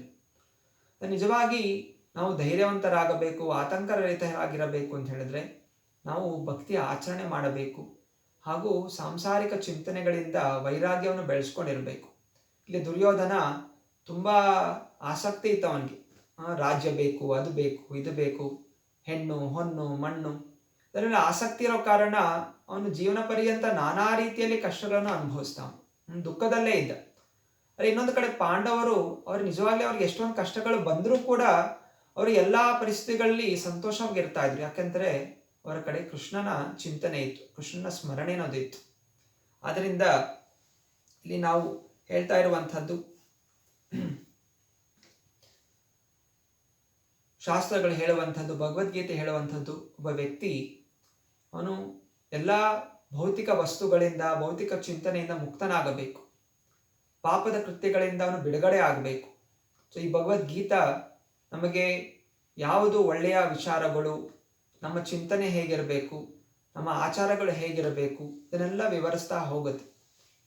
ಆದ್ದರಿಂದ ಈ ವಿಚಾರನ ತಿಳ್ಕೊಳ್ಳೋದ್ರಿಂದ ನಾವು ಧರ್ಮದ ಮಾರ್ಗದಲ್ಲಿ ನಡಿಬಹುದು, ಹಾಗೂ ಯಾವಾಗಲೂ ಸಂತೋಷವಾಗಿರಬಹುದು. ನಮಗೆ ಅವಕಾಶಗಳು ಕೊಡುತ್ತೆ. ಇಲ್ಲಿ ಕ್ರಿಶ್ಚಿಯನರು ಕೆಲವೊಮ್ಮೆ ಶುಕ್ರವಾರ ಹೋಗ್ತಾರೆ, ಚರ್ಚ್ಗೆ ಹೋಗಿ ಕನ್ಫೆಷನ್ ಅಂತ ಮಾಡ್ತಾರೆ. ಕನ್ಫೆಷನಲ್ಲಿ ಫಾದರ್ ಇರ್ತಾರೆ, ಅಲ್ಲಿಗೆ ಹೋಗಿ ಅವರು ನಾನು ಈ ವಾರದಲ್ಲಿ ಹಿಂಗೆ ಪಾಪ ಮಾಡಿದೆ, ದಯವಿಟ್ಟು ಜೀಸಸ್ ಹೇಳಿ ನನಗೆ ಕ್ಷಮೆ ಮಾಡಲಿಕ್ಕೆ ಅಂತ. ಮತ್ತೆ ಫಾದರ್ ಏನೋ ಪ್ರಾರ್ಥನೆ ಮಾಡ್ಕೊಂಡು, ಆಯ್ತಪ್ಪ ನೀನೇನು ತಪ್ಪು ಮಾಡಿದ್ಯಾ ಅದೆಲ್ಲ ಜೀಸಸ್ ತಗೊಂಡ್ರು, ನೀನು ಪಾಪಿನ ಮುಕ್ತನಾದೆ ಅಂತ. ಹಾಗೆಯೇ ಮುಸ್ಲಿಮು ಕೂಡ, ಅವರು ಕೂಡ ಇದು ಮಸ್ಜಿದ್ಗೆ ಹೋಗ್ತಾರೆ, ಅಥವಾ ಅಲ್ಲಿ ಮೆಕ್ಕಾ ಮೆಡಿನಾಗ ಹೋಗ್ತಾರೆ, ಅಲ್ಲಿ ಹೋಗಿ ನಮ್ಮ ಪಾಪಗಳ ಕ್ಷಮೆ ಮಾಡು ಅಂತ ಕೇಳ್ಕೊತಾರೆ. ಮತ್ತೆ ಈ ಹಿಂದೂಗಳು ಕೂಡ ಏನೆಲ್ಲ ನಾನಾ ರೀತಿಯ ವ್ರತಗಳು, ಯಜ್ಞಗಳು ಎಲ್ಲ ಮಾಡ್ತಾರೆ, ಪಾಪಗಳೆಲ್ಲ ಹೋಗ್ಲಿ. ಕೆಲವೊಬ್ರೆಲ್ಲ ಏನೇನೋ 1 ತಿಂಗಳು ವ್ರತ ಅಂತ ತಿಳ್ಕೊಂಡು ಎಲ್ಲ ಗುಡಿಯಲ್ಲೇ ಇದ್ಕೊಂಡು ಮತ್ತೆ ಮಾಲೆ ಹಾಕೊಂಡು ಎಲ್ಲ ಹೋಗೆಲ್ಲ ಬರ್ತಾರೆ. ಆದ್ರೆ ಏನ್ ಮಾಡ್ತಾರೆ, ಇದೆಲ್ಲ ಮಾಡಿದ್ಮೇಲೆ ತಿರ್ಗಾ ವಾಪಸ್ ಬಂದು ತಿರ್ಗಾ ಪಾಪ ಕಾರ್ಯಗಳನ್ನ ಮಾಡ್ತಾರೆ. ಕನ್ಫೆಷನ್ ಮಾಡ್ಕೊಂಡು ಶುಕ್ರವಾರ ಕನ್ಫೆಷನ್, ತಿರ್ಗಾ 1 ವಾರ ಪಾಪಗಳು ಮಾಡೋದು, ತಿರ್ಗಾ ಹೋಗಿ ಕನ್ಫೆಷನ್ ಮಾಡ್ಕೊಳ್ಳೋದು, 1 ತಿಂಗಳು ವ್ರತ ಮಾಡೋದು, ಮತ್ತೆ ವರ್ಷ ಪೂರ್ತಿ ತಿರ್ಗಾ ಎಲ್ಲ ಪಾಪದ ಕೃತ್ಯ ಮಾಡೋದು, ತಿರ್ಗಾ ವ್ರತಗಳು ಮಾಡೋದು. ಇದು ನಿಜವಾದಂತಹ ಧರ್ಮ ಅಲ್ಲ, ನಿಜವಾದಂತಹ ಪರಿವರ್ತನೆ ಅಲ್ಲ. ನಾವು ಪರಿವರ್ತನೆ ಆಗಬೇಕು ಅಂತ ಹೇಳಿದ್ರೆ ಇನ್ನು ಮುಂದೆ ನಾವು ಪಾಪದ ಕೆಲಸಗಳನ್ನು ಮಾಡ್ಲಿಕ್ಕೆ ಹೋಗ್ಬಾರ್ದು. ಧರ್ಮ ನಿಲ್ಲಬೇಕು ಅಂತ ಹೇಳಿದ್ರೆ 4 ನಿಯಮಗಳು ಕೊಟ್ಟಿದ್ದಾರೆ. ಒಂದು ಸತ್ಯ, ಶುಚಿ, ತಪಸ್ಯ ಮತ್ತೆ ಕರುಣೆ. ಇದು 4 ಧರ್ಮದ ಕಂಬಗಳು. ಈ 4 ಕಂಬಗಳನ್ನು ನಾಶ ಮಾಡುವಂಥ ಕೃತ್ಯಗಳು ಜೂಜಾಟ, ಮದ್ಯಪಾನ, ಅನೈತಿಕ ಸಂಬಂಧ ಮತ್ತು ಮಾಂಸ ಭಕ್ಷಣೆ. ಜೂಜಾಟ ಆಡೋದ್ರಿಂದ ಸತ್ಯ ಅನ್ನುವಂಥದ್ದು ನಾಶವಾಗುತ್ತೆ, ಮಾಂಸ ಭಕ್ಷಣೆ ಮಾಡೋದ್ರಿಂದ ಕರುಣೆ ಅನ್ನೋದು ನಾಶ ಆಗುತ್ತೆ, ಅನೈತಿಕ ಸಂಬಂಧದಿಂದ ಶುಚಿ ಅನ್ನೋದು ನಾಶ ಆಗುತ್ತೆ, ಮದ್ಯಪಾನ ಮಾಡೋದ್ರಿಂದ ತಪಸ್ಯ ಅನ್ನೋದು ನಾಶವಾಗುತ್ತೆ. ಇಂದ ಎಲ್ಲಿ ತನಕ ನಾವು ಈ 4 ಕೆಲಸಗಳು, ಮಾಂಸ ಭಕ್ಷಣೆ, ಮದ್ಯಪಾನ, ಅನೈತಿಕ ಸಂಬಂಧ, ಜೂಜಾಟ ಮಾಡ್ತೀವಿ, ಧಾರ್ಮಿಕವಾಗಿ ನಾವು ಇರ್ಲಿಕ್ಕೆ ಸಾಧ್ಯ ಇಲ್ಲ. ನಾವು ಧರ್ಮವಂತರಾಗ್ಲಿಕ್ಕೆ ಸಾಧ್ಯ ಇಲ್ಲ. ಇದು ನಾವು ಮುಸ್ಲಿಂ ಇರಲಿ, ಕ್ರಿಶ್ಚಿಯನ್ ಇರಲಿ ಅಥವಾ ಹಿಂದೂ ಇರಲಿ, ಎಲ್ಲಿ ತನಕ ಈ 4 ನಿಯಮಗಳ ಪಾಲನೆ ನಾವು ಮಾಡೋದಿಲ್ಲ ಅಲ್ಲಿ ತನಕ ನಮಗೆ ಭಗವಂತ ಸಂತೋಷವನ್ನು ಕೊಡೋದಿಲ್ಲ ಅಥವಾ ನಮ್ಮನ್ನು ತನ್ನ ಲೋಕಕ್ಕೆ ಕರೆದುಕೊಯ್ದು ಹೋಗೋದು ಇಲ್ಲ. ನಾವು ಮತ್ತೆ ಮತ್ತೆ ಇದೇ ಸಂಸಾರದಲ್ಲಿ ಬೇರೆ ಬೇರೆ ರೀತಿಯಲ್ಲಿ ನಾವು ಹುಟ್ಟುತ್ತಾ ಇರ್ತೀವಿ, ಸಾಯ್ತಾ ಇರ್ತೀವಿ. ಸೊ ನಿಜವಾದ ಬದಲಾವಣೆ ಜನ ಎಲ್ಲ ಬದಲ ಮಾಡ್ಲಿಕ್ಕೆ ಪ್ರಯತ್ನ ಮಾಡ್ತಾರೆ. ನಾವು ಕ್ರಿಶ್ಚಿಯನರು ನಮ್ಮ ಜಾತಿಗೆ ಪರಿವರ್ತನೆಗೊಳಿಸ್ಬೇಕು, ಮುಸ್ಲಿಮರು ನಮ್ಮ ಜಾತಿಗೆ ಪರಿವರ್ತನೆಗೊಳಿಸ್ಬೇಕು, ಹಿಂದೂಗಳು ಘರ್ ವಾಪಸಿ ನಮ್ಮ ಕಡೆ ಪರಿವರ್ತನೆಗೊಳಿಸ್ಬೇಕು. ಸೊ ಪರಿವರ್ತನೆ ಕೇವಲ ಹೊರಾಂಗಣದಿಂದ ಮಾಡೋದ್ರಿಂದ ಏನು ಪ್ರಯೋಜನ ಇಲ್ಲ. ಅಂತರಂಗದಲ್ಲಿ ಬದಲಾವಣೆ ಆಗಬೇಕು. ದೇಹದ ಚಿಂತನೆಯಿಂದ ನಾವು ಹೊರಗೆ ಬರಬೇಕು. ಯಾಕಂದ್ರೆ ಈ ಕ್ರಿಶ್ಚಿಯನ್, ಮುಸ್ಲಿಂ, ಹಿಂದೂ ಇದೆಲ್ಲ ದೇಹವಷ್ಟೇ, ಈ ಜಾಗದಲ್ಲಿ ಹುಟ್ಟಿರುವಂಥದ್ದು. ನಿಜವಾಗಿ ನಾವು ಯಾರು? ಅಹಂ ಬ್ರಹ್ಮಾಸ್ಮಿ, ನಾನು ಈ ದೇಹ ಅಲ್ಲ, ಬದಲಾಗಿ ಜೀವಾತ್ಮ. ಹಾಗೂ ಜೀವಾತ್ಮ ನಿಜವಾದ ಗುಣ ಏನು? ಜೀವೇರ ಸ್ವರೂಪ ಹೊಯ್ ನಿತ್ಯ ಕೃಷ್ಣದಾಸ್. ಜೀವದ ಸ್ವರೂಪ ನಾವು ಕೃಷ್ಣನ ಭಕ್ತಿಯನ್ನು ಮಾಡಬೇಕು. ಇದನ್ನು ಬಿಟ್ಟು ನಾವು ದುರ್ಯೋಧನ ಹಾಗೆ ಈ ರಾಜನೀತಿ, ಪರಿವಾರಗಳಲ್ಲಿ ನಮ್ಮ ಗುಂಪು, ನಾವು ಬೇರೆ, ಅವ್ರು ಬೇರೆ, ಅವ್ರ ಜಾತಿ ಬೇರೆ, ನಮ್ಮ ಜಾತಿ ಬೇರೆ, ಹೀಗೆಲ್ಲ ನಾವು ದುರ್ಯೋಧನ ಹಾಗೆ ಕಪಟ ಸೂತ್ರ ಎಲ್ಲ ಮಾಡಿಕೊಂಡು ಎಷ್ಟಕ್ಕೆ ನಾವು ಪ್ರಯತ್ನ ಮಾಡಿದ್ರು ಕೂಡ ನಾವು ಈ ಸಂಸಾರದ ಬಂಧನದಲ್ಲಿ ಸಿಕ್ಕಾಕೊಳ್ತೀವಿ. ನಾವು ದುರ್ಯೋಧನನ ಹಾಗೆ ಆಗಬಾರ್ದು. ಈ ಭಗವದ್ಗೀತಾ ನಮಗೆ ಜ್ಞಾನ ಕೊಡ್ತಾ ಇದೆ. ಸೊ ಯಾವ್ಯಾವ ಗುಣಗಳು ದುರ್ಯೋಧನಂತಹ ಗುಣಗಳು, ಯಾವ್ಯಾವ ಗುಣಗಳು ಪಾಂಡವರಂತಹ ಗುಣಗಳು. ನಾವು ಪಾಂಡವರಾಗಿರಬೇಕು, ಭಗವಂತನ ಭಕ್ತರಾಗಬೇಕು. ಎಷ್ಟೇ ಕಷ್ಟಗಳು ಬರಲಿ, ಪಾಂಡವರು ಜೀವನದಲ್ಲಿ ಎಷ್ಟು ಕಷ್ಟಗಳು ಬಂದರೂ ಕೂಡ ಧರ್ಮದ ಮಾರ್ಗದಿಂದ ಅವರು ಹಿಂಜರಿಲಿಲ್ಲ. ಯಾಕಂದ್ರೆ ಕಲಿಯುಗದಲ್ಲಿ ನಾವು ನೋಡ್ತೀವಿ, ಎಲ್ಲರೂ ದುಷ್ಟ ಕಾರ್ಯಗಳನ್ನೇ ಮಾಡ್ತಾ ಇದ್ದಾರೆ. ಆಗ ಧಾರ್ಮಿಕನಾದಿಂದ ಚಿಂತನೆ ಬರುತ್ತೆ, ಅರೆ ಎಲ್ಲರೂ ಕೆಟ್ಟ ಕೆಲಸ ಮಾಡ್ತಾ ಇರ್ಬೇಕು, ನಾನು ಒಬ್ಬನೇ ಯಾಕೆ ಹಿಂಗಿರ್ಬೇಕು? ಎಲ್ಲರೂ ಮಾಂಸಭಕ್ಷಣೆ ಮಾಡ್ತಾರೆ, ಅನೇಕ ಸಂಬಂಧ ಮಾಡ್ತಾ ಇದ್ದಾರೆ, ಜೂಜಾಟ ಆಡ್ತಾ ಇದ್ದಾರೆ, ನಾನು ಒಬ್ಬನೇ ಯಾಕೆ ಸಾತ್ವಿಕನಾಗಿರ್ಬೇಕು, ನಾನು ಹಂಗೆ ಸೇರ್ಕೋತೀನಿ ಅಂತ ಹೋಗ್ಬಾರ್ದು. ಇದನ್ನೇ ಇಲ್ಲಿ ಭಗವದ್ಗೀತೆ ಹೇಳ್ಕೊಡುವಂಥದ್ದು. ಎಷ್ಟೇ ಕಷ್ಟ ಬರಲಿ ನಾವು ಯಾವಾಗಲೂ ಕೃಷ್ಣನ ಶರಣಾಗತಿ ಪಡ್ಕೊಂಡಿರಬೇಕು. ಸರ್ವಧರ್ಮಾನ್ ಪರಿತ್ಯಜ್ಯ ಮಾಮೇಕಂ ಶರಣಂ ವ್ರಜ. ಕೃಷ್ಣ ಇದು ಮುಂದೆ ಶ್ಲೋಕದಲ್ಲಿ ಹೇಳ್ತಾನೆ. ಎಲ್ಲ ಧರ್ಮಗಳು, ನಮ್ಮ ಜಾತಿ ಧರ್ಮ, ನಮ್ಮ ದೇಶದ ಧರ್ಮ, ಇದಕ್ಕೆಲ್ಲ ಮೀರಿರುವಂಥದ್ದು ಆತ್ಮದ ಧರ್ಮ. ಅದು ಆತ್ಮಧರ್ಮ ಏನು? ನಾನು ಯಾವಾಗಲೂ ಕೃಷ್ಣ ಭಕ್ತಿ ಆಚರಣೆ ಮಾಡಬೇಕು. ಭಗವದ್ಗೀತಾ ಕೃಷ್ಣನ ವಾಣಿ, ಕೃಷ್ಣನ ಉಪದೇಶ, ಆ ಉಪದೇಶಗಳನ್ನು ನಾನು ಯಾವಾಗಲೂ ಪಾಲನೆ ಮಾಡಬೇಕು. ಪದ್ಮ ಪುರಾಣದಲ್ಲಿ ಗೀತದ ಮಹಾತ್ಮೆಯನ್ನು ವರ್ಣಿಸ್ತಾ ಇದ್ದಾರೆ. ಗೀತಾ ಒಂದು ಓದೋದ್ರಿಂದ, ಗೀತವನ್ನು ಕೇಳೋದ್ರಿಂದ, ಗೀತಾ ಶಾಸ್ತ್ರಮಿದಂ ಪುಣ್ಯಂ ಯಹ ಪಠೇತ್ ಪ್ರಹಿತಃ ಪುಮಾನ್. ಯಾರು ಭಗವದ್ಗೀತೆಯನ್ನು ಪ್ರತಿನಿತ್ಯ ಓದ್ತಾರೋ, ಆ ಒಂದು ಆದರ್ಶಗಳನ್ನು ತಮ್ಮ ಜೀವನ ಅಳವಡಿಸ್ಕೋತಾರೋ, ಅವರ ಎಲ್ಲ ರೀತಿಯ ಒಂದು ಕಷ್ಟಗಳು, ದುಃಖಗಳು ಎಲ್ಲದನ್ನ ಮುಕ್ತರಾಗ್ತಾರೆ. ಅವ್ರು ಯಾವಾಗಲೂ ಆನಂದವಾಗಿರ್ತಾರೆ ಅಂತ. ಪದ್ಮ ಪುರಾಣದಲ್ಲಿ ಗೀತ ಮಹಾತ್ಮಯ, ಭಗವದ್ಗೀತೆಯ ಮಹತ್ವವನ್ನು ವರ್ಣಿಸಲಾಗಿದೆ. ಪ್ರತಿಯೊಂದು ಅಧ್ಯಾಯದ ಮಹತ್ವ, ಪ್ರತಿಯೊಂದು ಅಧ್ಯಾಯ ಓದೋದ್ರಿಂದ ಯಾವ್ಯಾವ ರೀತಿ ಕಷ್ಟಗಳಿಂದ ಪಾರಾದ್ರು ಹಾಗೂ ವೈಕುಂಠ ಲೋಕನ ಪ್ರಾಪ್ತಿಯಾದ್ರೂ ವರ್ಣಿಸ್ತಾ ಹೋಗ್ತಾರೆ. ಇಲ್ಲಿ ಮೊದಲನೇ ಅಧ್ಯಾಯದ ಮಹಾತ್ಮೆಯಲ್ಲಿ ವರ್ಣಿಸಲಾಗಿದೆ. ಒಮ್ಮೆ ಪಾರ್ವತಿ ಹೋಗಿ ಶಿವನ ಕೇಳ್ತಾಳಂತೆ, ಹೇ ಶಿವ, ಹೇ ಪರಮೇಶ್ವರ, ಸಕಲ ಜಗತ್ತು ನಿನ್ನ ಗುಣಗಾನ ಮಾಡುತ್ತೆ, ಇನ್ನು ಎಷ್ಟೆಷ್ಟು ಅವತಾರಗಳಿದೆ ಅದು ಲೆಕ್ಕ ಹಾಕ್ಲಿಕ್ಕೂ ಸಾಧ್ಯ ಇಲ್ಲ.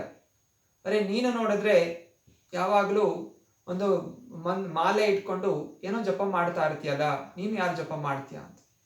ಆಗ ಶಿವ ಹೇಳ್ತದೆ, ತುಂಬಾ ಒಳ್ಳೆಯ ಪ್ರಶ್ನೆ ಕೇಳಿದೀಯಾ ಹೇ ದೇವಿ.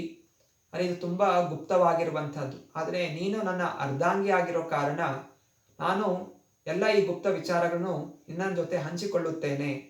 ನಾನು ಯಾವಾಗಲೂ ಈ ಮಣಿಯಲ್ಲಿ ಕೃಷ್ಣನ ಸ್ಮರಣೆ ಅನ್ನೋದು ಮಾಡ್ತಾ ಇರ್ತೀನಿ. ಸಕಲ ಜಗತ್ತನ್ನು ಸೃಷ್ಟಿ, ಸ್ತುತಿ ಹಾಗೂ ಪ್ರಳಯಕ್ಕೆ ಕಾರಣನಾದಂತಹ ಆ ಕೃಷ್ಣನ ಸ್ಮರಣೆ ಅನ್ನೋದು ನಾನು ಸದಾ ಮಾಡ್ತಾ ಇರ್ತೀನಿ. ಅವನ ಒಂದು ಶಕ್ತಿಯಿಂದಲೇ ನಾನು ಕೂಡ ಇಲ್ಲಿ ಶಿವ ಪರಮೇಶ್ವರ ಅನ್ನುವಂತಹ ಹೆಸರು ನನಗೂ ಕೂಡ ಬಂದಿದೆ. ಆಗ ಪಾರ್ವತೀದೇವಿ ಹೇಳ್ತಾರೆ, ದಯವಿಟ್ಟು ನನಗೆ ಕೃಷ್ಣನ ಒಂದು ವಿಷಯಗಳನ್ನು ತಿಳಿಸ್ಕೊಡಿ, ಭಗವದ್ಗೀತೆಯ ಮಹತ್ವ ಏನು, ಭಗವದ್ಗೀತೆಯಲ್ಲಿ ಏನು ಮೌಲ್ಯ ಇದೆ, ಇದರ ಬಗ್ಗೆ ಹೇಳಿ ಅಂತ ಹೇಳ್ತಾರೆ. ಆಗ ಶಿವ ಹೇಳ್ತಾನೆ, ಇಂತಹ ಪ್ರಶ್ನೆ ತುಂಬ ಉತ್ತಮವಾದಂತಹ ಪ್ರಶ್ನೆ, ನನಗೂ ಕೂಡ ಇದರ ಉತ್ತರ ಕೊಡೋದ್ರಿಂದ ನನಗೂ ತುಂಬ ಆನಂದವಾಗುತ್ತೆ. ಇದೇ ರೀತಿಯ ಪ್ರಶ್ನೆಯನ್ನು ಹಲವು ಸಮಯದ ಹಿಂದೆ ಲಕ್ಷ್ಮೀದೇವಿಯು ವಿಷ್ಣುವನ್ನು ಕೇಳಿದ್ದು. ವಿಷ್ಣು ಮುರ ಅನ್ನುವಂತಹ ಒಂದು ಹಸುರನ್ನು ಸಂಹಾರ ಮಾಡಿ ಅವನು ಯೋಗ ನಿದ್ರೆಯಲ್ಲಿ ಇರಬೇಕಾದ್ರೆ ಲಕ್ಷ್ಮೀದೇವಿ ಹೋಗಿ ಕೇಳ್ತಾಳೆ, ಹೇ ದೇವ, ಸಕಲ ಜಗತ್ತು ಇಷ್ಟೊಂದು ಸೃಷ್ಟಿಯಲ್ಲಿ ಏನೆಲ್ಲ ಕೆಲಸಗಳು ಮಾಡ್ತಾ ಇದೆ, ಈ ಜಗತ್ತನ್ನ ನಿಯಂತ್ರಣ ಮಾಡ್ತಾ ಇರುವಂತಹ ನೀನು, ಅನಂತವಾದಂತಹ ಜಗತ್ತು ನಿಯಂತ್ರಣ ಮಾಡ್ತಾ ಇರುವಂತಹ ನೀನು ಹೇಗೆ ನೀನು ಆರಾಮಾಗಿ ನಿದ್ರೆ ಮಾಡ್ತಾ ಇದೆಯಾ ಅಂತ. ಆಗ ವಿಷ್ಣು ಹೇಳ್ತಾನೆ, ನಾನು ನಿದ್ರೆ ಮಾಡ್ತಾ ಇಲ್ಲ ದೇವಿ, ಬದಲಾಗಿ ನಾನು ವೀಕ್ಷಣೆ ಮಾಡ್ತಾ ಇದ್ದೀನಿ. ನನ್ನ ಅದ್ಭುತವಾದ ಶಕ್ತಿಯು ಹೇಗೆ ಈ ಜಗತ್ತನ್ನು ನಿಯಂತ್ರಣ ಮಾಡ್ತಾ ಇದೆ ಅದನ್ನು ನಾನು ನೋಡ್ತಾ ಇದ್ದೀನಿ. ಆಗ ಲಕ್ಷ್ಮೀದೇವಿ ಕೇಳ್ತಾಳೆ, ನಿಮ್ಮ ಅದ್ಭುತವಾದ ಶಕ್ತಿಯು ಹೇಗೆ ಕಾರ್ಯಗಳು ಮಾಡುತ್ತೆ, ಇದರ ಎಷ್ಟೆಷ್ಟು ಶಕ್ತಿಗಳಿದೆ, ದಯವಿಟ್ಟು ಅದನ್ನು ವಿವರಿಸಿ ಅಂತ. ಆಗ ವಿಷ್ಣು ಹೇಳ್ತಾ ಇದ್ದಾನೆ, ನನ್ನ ಅದ್ಭುತವಾದ ಶಕ್ತಿಗಳು ಹೇಗೆ ಕೆಲಸ ಮಾಡುತ್ತೆ, ಅದರಲ್ಲಿ ಏನೇನು ಗುಣಗಳಿದೆ, ಹಾಗೂ ಈ ಎಲ್ಲ ಗುಣಗಳಿಂದ ಒಂದು ಜೀವಾತ್ಮ ಹೇಗೆ ಮುಕ್ತನಾಗಿ ನಾನು ಪ್ರಾಪ್ತಿಯಾಗಬಹುದು ಅನ್ನುವಂಥ ಸಕಲ ವಿಚಾರಗಳನ್ನು ನಾನು ಭಗವದ್ಗೀತೆಯಲ್ಲಿ ಕೊಟ್ಟಿದ್ದೇನೆ. ಭಗವದ್ಗೀತೆಯು ನನ್ನದೇ ಆದ ಒಂದು ಸ್ವರೂಪ. ಯಾರು ಭಗವದ್ಗೀತೆಯ ಒಂದು ಅಧ್ಯಾಯವಾಗಲಿ, ಒಂದು ಶ್ಲೋಕವಾಗಲಿ, ಅರ್ಧ ಶ್ಲೋಕವಾಗಲಿ ಅಥವಾ ಒಂದು ಕಾಲ ಶ್ಲೋಕವನ್ನಾದರೂ ಯಾರು ಅಧ್ಯಯನ ಮಾಡಿದ್ರೆ ಅವರು ಸಂಸಾರದ ಬಂಧನಗಳಿಂದ ಮುಕ್ತರಾಗಿ ಸುಶರ್ಮನ ಹಾಗೆ ಅವರು ಕೂಡ ಫಲವನ್ನು ಪಡಿತಾರೆ ಅಂತ. ಲಕ್ಷ್ಮೀದೇವಿ ಕೇಳ್ತಾಳೆ, ಸುಶರ್ಮ ಯಾರು, ಅವನು ಏನು ಫಲವನ್ನು ಪಡೆದ, ದಯವಿಟ್ಟು ವಿವರಿಸಿ ಅಂತ.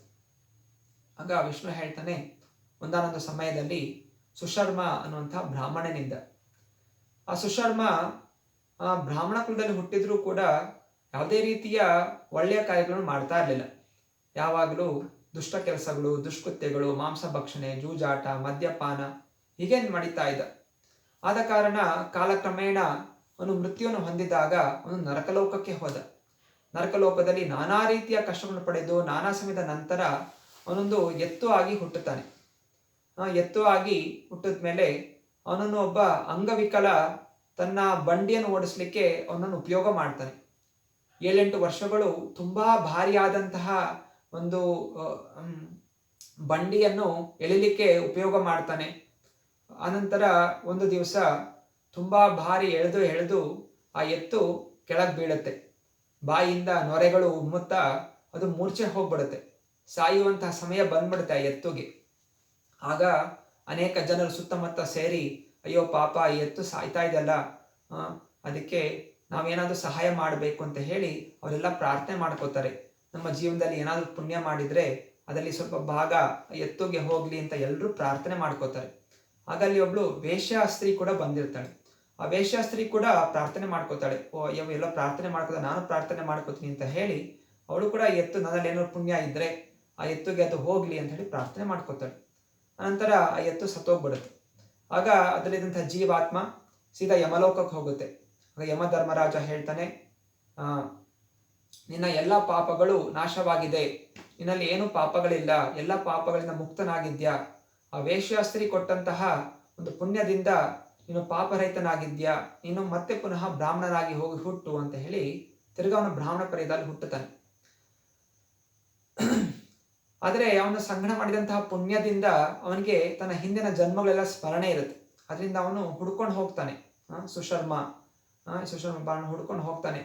ಆ ವೇಶ್ಯಸ್ತ್ರೀ ಯಾರು, ಅವಳು ಏನು ಪುಣ್ಯ ಮಾಡಿದ್ದು, ಅವಳ ಪುಣ್ಯದಿಂದ ನಾನು ಹೆಂಗೆ ಇಂತಹ ಎತ್ತು ಜೀವನದಿಂದ ಮತ್ತೆ ನನಗೆ ಇಂತಹ ಬ್ರಾಹ್ಮಣ ಆಗುವಂಥ ಅವಕಾಶ ಸಿಕ್ತು ಅಂತ ಹೇಳಿ ಹುಡ್ಕೊಂಡು ಹೋಗ್ತಾನೆ. ಮತ್ತೆ ಕೇಳ್ತಾನೆ, ನಾನು ಆ ಹಿಂದೆ ನೀನು ಒಂದು ಎತ್ತುಗೆ ಪುಣ್ಯ ಕೊಟ್ಟಿದ್ದೆ ಅಲ್ಲ, ಅದೇ ಎತ್ತು ನಾನು ಈಗ ಬ್ರಾಹ್ಮಣನಾಗಿ ಬಂದಿದ್ದೇನೆ, ದಯವಿಟ್ಟು ನನಗೆ ನೀನು ಏನು ಪುಣ್ಯ ಕಾರ್ಯ ಮಾಡಿದ್ದೆ ಹೇಳು ಅಂತ. ಆಗ ಆ ವೇಶ್ಯಸ್ತ್ರೀ ಹೇಳ್ತಾರೆ, ನನಗೆ ತಿಳಿದಿರುವ ಹಾಗೆ ನಾನು ಒಂದು ಶ್ಲೋಕವನ್ನು ಪ್ರತಿನಿತ್ಯ ಜಪಿಸ್ತಾ ಇರ್ತೀನಿ. ಅದು ನನಗೆ ಈ ಗಿಳಿ ಹೇಳ್ಕೊಟ್ಟಿರುವಂಥದ್ದು. ನನ್ನ ಮನೇಲಿ ಒಂದು ಗಿಳಿ ಇದೆ. ಆ ಗಿಳಿ ಏನೋ ಶ್ಲೋಕ ಹೇಳಿದನ್ನು ನನಗೆ ತುಂಬ ಚೆನ್ನಾಗಿ ಅನಿಸ್ತು, ನಾನು ಅದನ್ನು ಕಲಿತಾ ಇದೆ, ಅದರಿಂದ ಹೋಗಿ ಆ ಗಿಳಿನ ಕೇಳೋಣ ಅಂತ. ಮತ್ತೆ ಆ ಬ್ರಾಹ್ಮಣ ಸುಶರ್ಮ ಹಾಗೂ ವೇಶ್ಯಾಸ್ತ್ರೀ ಇಬ್ರು ಗಿಳಿನ ಹೋಗಿ ಕೇಳ್ತಾರೆ, ನೀನು ಯಾರು, ನೀನು ಏನು ಶ್ಲೋಕ ಜಪಿಸ್ತಾ ಇದೆಯಾ ಅಂತ. ಆಗ ಆ ಗಿಳಿ ಹೇಳುತ್ತೆ, ನಾನು ಕೂಡ ನನ್ನ ಹಿಂದಿನ ಜನ್ಮದಲ್ಲಿ ಬ್ರಾಹ್ಮಣನಾಗಿದೆ. ಅದೇ ಬ್ರಾಹ್ಮಣ ಅಂತ ಅಹಂಕಾರದಿಂದ ಎಲ್ಲರೂ ನಿಂದನೆ ಮಾಡ್ತಾ ಇದೆ, ಎಲ್ಲರೂ ಬೈಕೋತಾ ಇದೆ. ಸತ್ತ ಮೇಲೆ ನಾನು ಕೂಡ ನರಕಕ್ಕೆ ಹೋಗಿ ಮತ್ತೆ ಪುನಃ ಗಿಳಿಯಾಗಿ ಹುಟ್ಟಿದೆ. ಆದರೆ ಗಿಳಿಯಾಗಿ ಹುಟ್ಟಿದ ತಕ್ಷಣ ಒಂದು ದಿವಸ ನನ್ನ ತಂದೆ ತಾಯಿ ಸತ್ತೋಗ್ಬಿಟ್ರು. ಮತ್ತೆ ನಾನು ಅನಾಥನಾಗಿ ಮರದಿಂದ ಬಿದ್ದು ಅಲ್ಲಿ ಬಿಸಿಯಾಗಿರುವಂತಹ ಮರಳಲ್ಲಿ ನಾನು ಒದ್ದಾಡ್ತಾ ಇದ್ದೆ. ಆಗ ಕೆಲವು ಋಷಿಗಳು ನಡ್ಕೊಂಡು ಹೋಗ್ತಾ ಇದ್ರು. ಆಗ ನಾನಲ್ಲಿ ಒದ್ದಾಡ್ತಾ ಕಂಡು ನನ್ನ ಎತ್ಕೊಂಡು ಅವರ ಆಶ್ರಮಕ್ಕೆ ಕರ್ಕೊಂಡು ಹೋದ್ರು. ಅಲ್ಲಿ ಆ ಋಷಿಗಳ ಆಶ್ರಮದಲ್ಲಿ ಅಲ್ಲಿ ಸಣ್ಣ ಸಣ್ಣ ಗುರುಕುಲ ಹುಡುಗರು ಅವರು ಭಗವದ್ಗೀತೆಯ ಮೊದಲನೇ ಅಧ್ಯಾಯವನ್ನು ಓದ್ತಾ ಇದ್ರು. ಪ್ರತಿನಿತ್ಯ ಅವರು ಹೇಳೋದನ್ನು ಕೇಳಿ ಕೇಳಿ ಕೇಳಿ ನಾನು ಕೂಡ ಕಂಠಪಾಠ ಮಾಡಿದೆ ಭಗವದ್ಗೀತೆಯ ಮೊದಲನೇ ಅಧ್ಯಾಯವನ್ನು. ಅನಂತರ ಒಂದು ದಿವಸ ಒಬ್ಬ ಕಳ್ಳ ಬಂದು ಆ ಗುರುಕುಲದಿಂದ ನನ್ನನ್ನು ಕದ್ಕೊಂಡು ಮತ್ತೆ ಈ ವೇಷಾಸ್ತ್ರಿಗೆ ಮಾರಾಟ ಮಾಡಿದ್ದ. ನಾನು ಇದನ್ನೇ ಪ್ರತಿನಿತ್ಯ ಪಠಣ ಮಾಡ್ತಾ ಇರೋದನ್ನು ಕೇಳಿಸ್ಕೊಂಡು ಆ ವೇಷಾಸ್ತ್ರಿಗಳು ಕೂಡ ಪಠಣ ಮಾಡಿದ್ರು. ಅದರಿಂದ ಆ ಪುಣ್ಯದಿಂದ ನಿನಗೆ ಧಾರಣೆ ಮಾಡಿದಾಗ ನೀನು ಎಲ್ಲ ಪಾಪಗಳಿಂದ ಮುಕ್ತನಾದೆ ಅಂತ ಆ ಗಿಳಿ ಹೇಳುತ್ತೆ. ಆಗ ಸುಶೀಲನಿಗೆ ತುಂಬ ಸಂತೋಷ ಆಗುತ್ತೆ. ಧನ್ಯವಾದ ಹೇಳ್ತಾನೆ ಆ ಗಿಳಿಗೆ ಮತ್ತೆ ವೇಷಾಸ್ತ್ರಿಗೆ. ಮತ್ತೆ ಅವನು ಮನೆಗೆ ಹಿಂದಿರುಗ್ತಾನೆ. ಮತ್ತೆ ಈ 3 ಜನ, ಆ ಗಿಳಿ, ವೇಷಾಸ್ತ್ರಿ, ಅವರೆಲ್ಲರೂ ಕೂಡ ಈ ಭಗವದ್ಗೀತೆಯ ಅಧ್ಯಾಯವನ್ನು ಪಠಣ ಮಾಡಿ ಮಾಡಿ ಮಾಡಿ ಆ ಹೃದಯ ಸಂಪೂರ್ಣವಾಗಿ ಶುದ್ಧೀಕರಣವಾಯಿತು. ಕಾಲಕ್ರಮೇಣ ಅವರು ದೇಹ ತ್ಯಾಗ ಮಾಡಿದಾಗ ಅವರೆಲ್ಲರೂ ಕೂಡ ವೈಕುಂಠ ಲೋಕವನ್ನು ಪ್ರವೇಶ ಮಾಡಿದ್ರು. ಹೀಗೆ ಭಗವದ್ಗೀತಾ ಭಗವಂತನ ವಾಣಿ. ಕೃಷ್ಣ ಪರಮಾತ್ಮ ಹೇಳ್ತಾ ಇದ್ದಾನೆ ಭಗವದ್ಗೀತೆಯ 16 ಅಧ್ಯಾಯಗಳು. 16 ಅಧ್ಯಾಯಗಳು. ಅದರ ಮೊದಲ 5 ಅಧ್ಯಾಯಗಳು ನನ್ನ 5 ತಲೆಗಳಿದ್ದ ಹಾಗೆ, ಅನಂತರ 10 ಅಧ್ಯಾಯಗಳು ನನ್ನ 10 ಕೈಗಳಿದ್ದ ಹಾಗೆ, 16ನೇ ಅಧ್ಯಾಯ ನನ್ನ ಹೊಟ್ಟೆಯ ಭಾಗ ಇದ್ದ ಹಾಗೆ, ಹಾಗೂ ಕೊನೆಯ 2 ಅಧ್ಯಾಯಗಳು ನನ್ನ ಪಾದಗಳಿದ್ದ ಹಾಗೆ. ಹೀಗೆ ಈ 18 ಅಧ್ಯಾಯಗಳು ನನ್ನ ಪೂರ್ಣವಾದಂತಹ ರೂಪ. ಯಾರು ಭಗವದ್ಗೀತೆನ ಅಧ್ಯಯನ ಮಾಡುತ್ತಾರೋ ಅವರು ನೇರವಾಗಿ ನನ್ನ ಸಂಘವನ್ನು ಮಾಡುತ್ತಾರೆ. ಸೊ ನನ್ನ ಸಂಘವನ್ನು ಮಾಡೋದ್ರಿಂದ ಒಬ್ಬ ವ್ಯಕ್ತಿಯ ಎಲ್ಲ ಒಂದು ಪಾಪಗಳು ಎಲ್ಲೆಂದ ಮುಕ್ತರಾಗುತ್ತಾರೆ, ಹಾಗೂ ಅವರು ಈ ಸಂಸಾರದ ಬಂಧನಗಳಿಂದ ಹೊರಬಂದು ವೈಕುಂಠ ಲೋಕವನ್ನು ಪ್ರವೇಶ ಮಾಡ್ತಾರೆ ಎಂದು ಹೇಳಿದ್ದಾರೆ. ಹರೇ ಕೃಷ್ಣ. ಏನ ಪ್ರಶ್ನೆಗಳಿದೆಯಾ ಇವತ್ತಿನ ಶ್ಲೋಕದಿಂದ?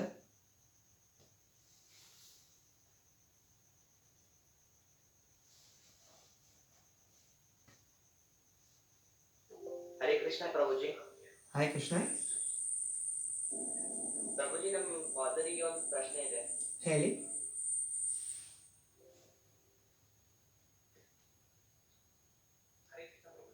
ಹರೇ ಕೃಷ್ಣ.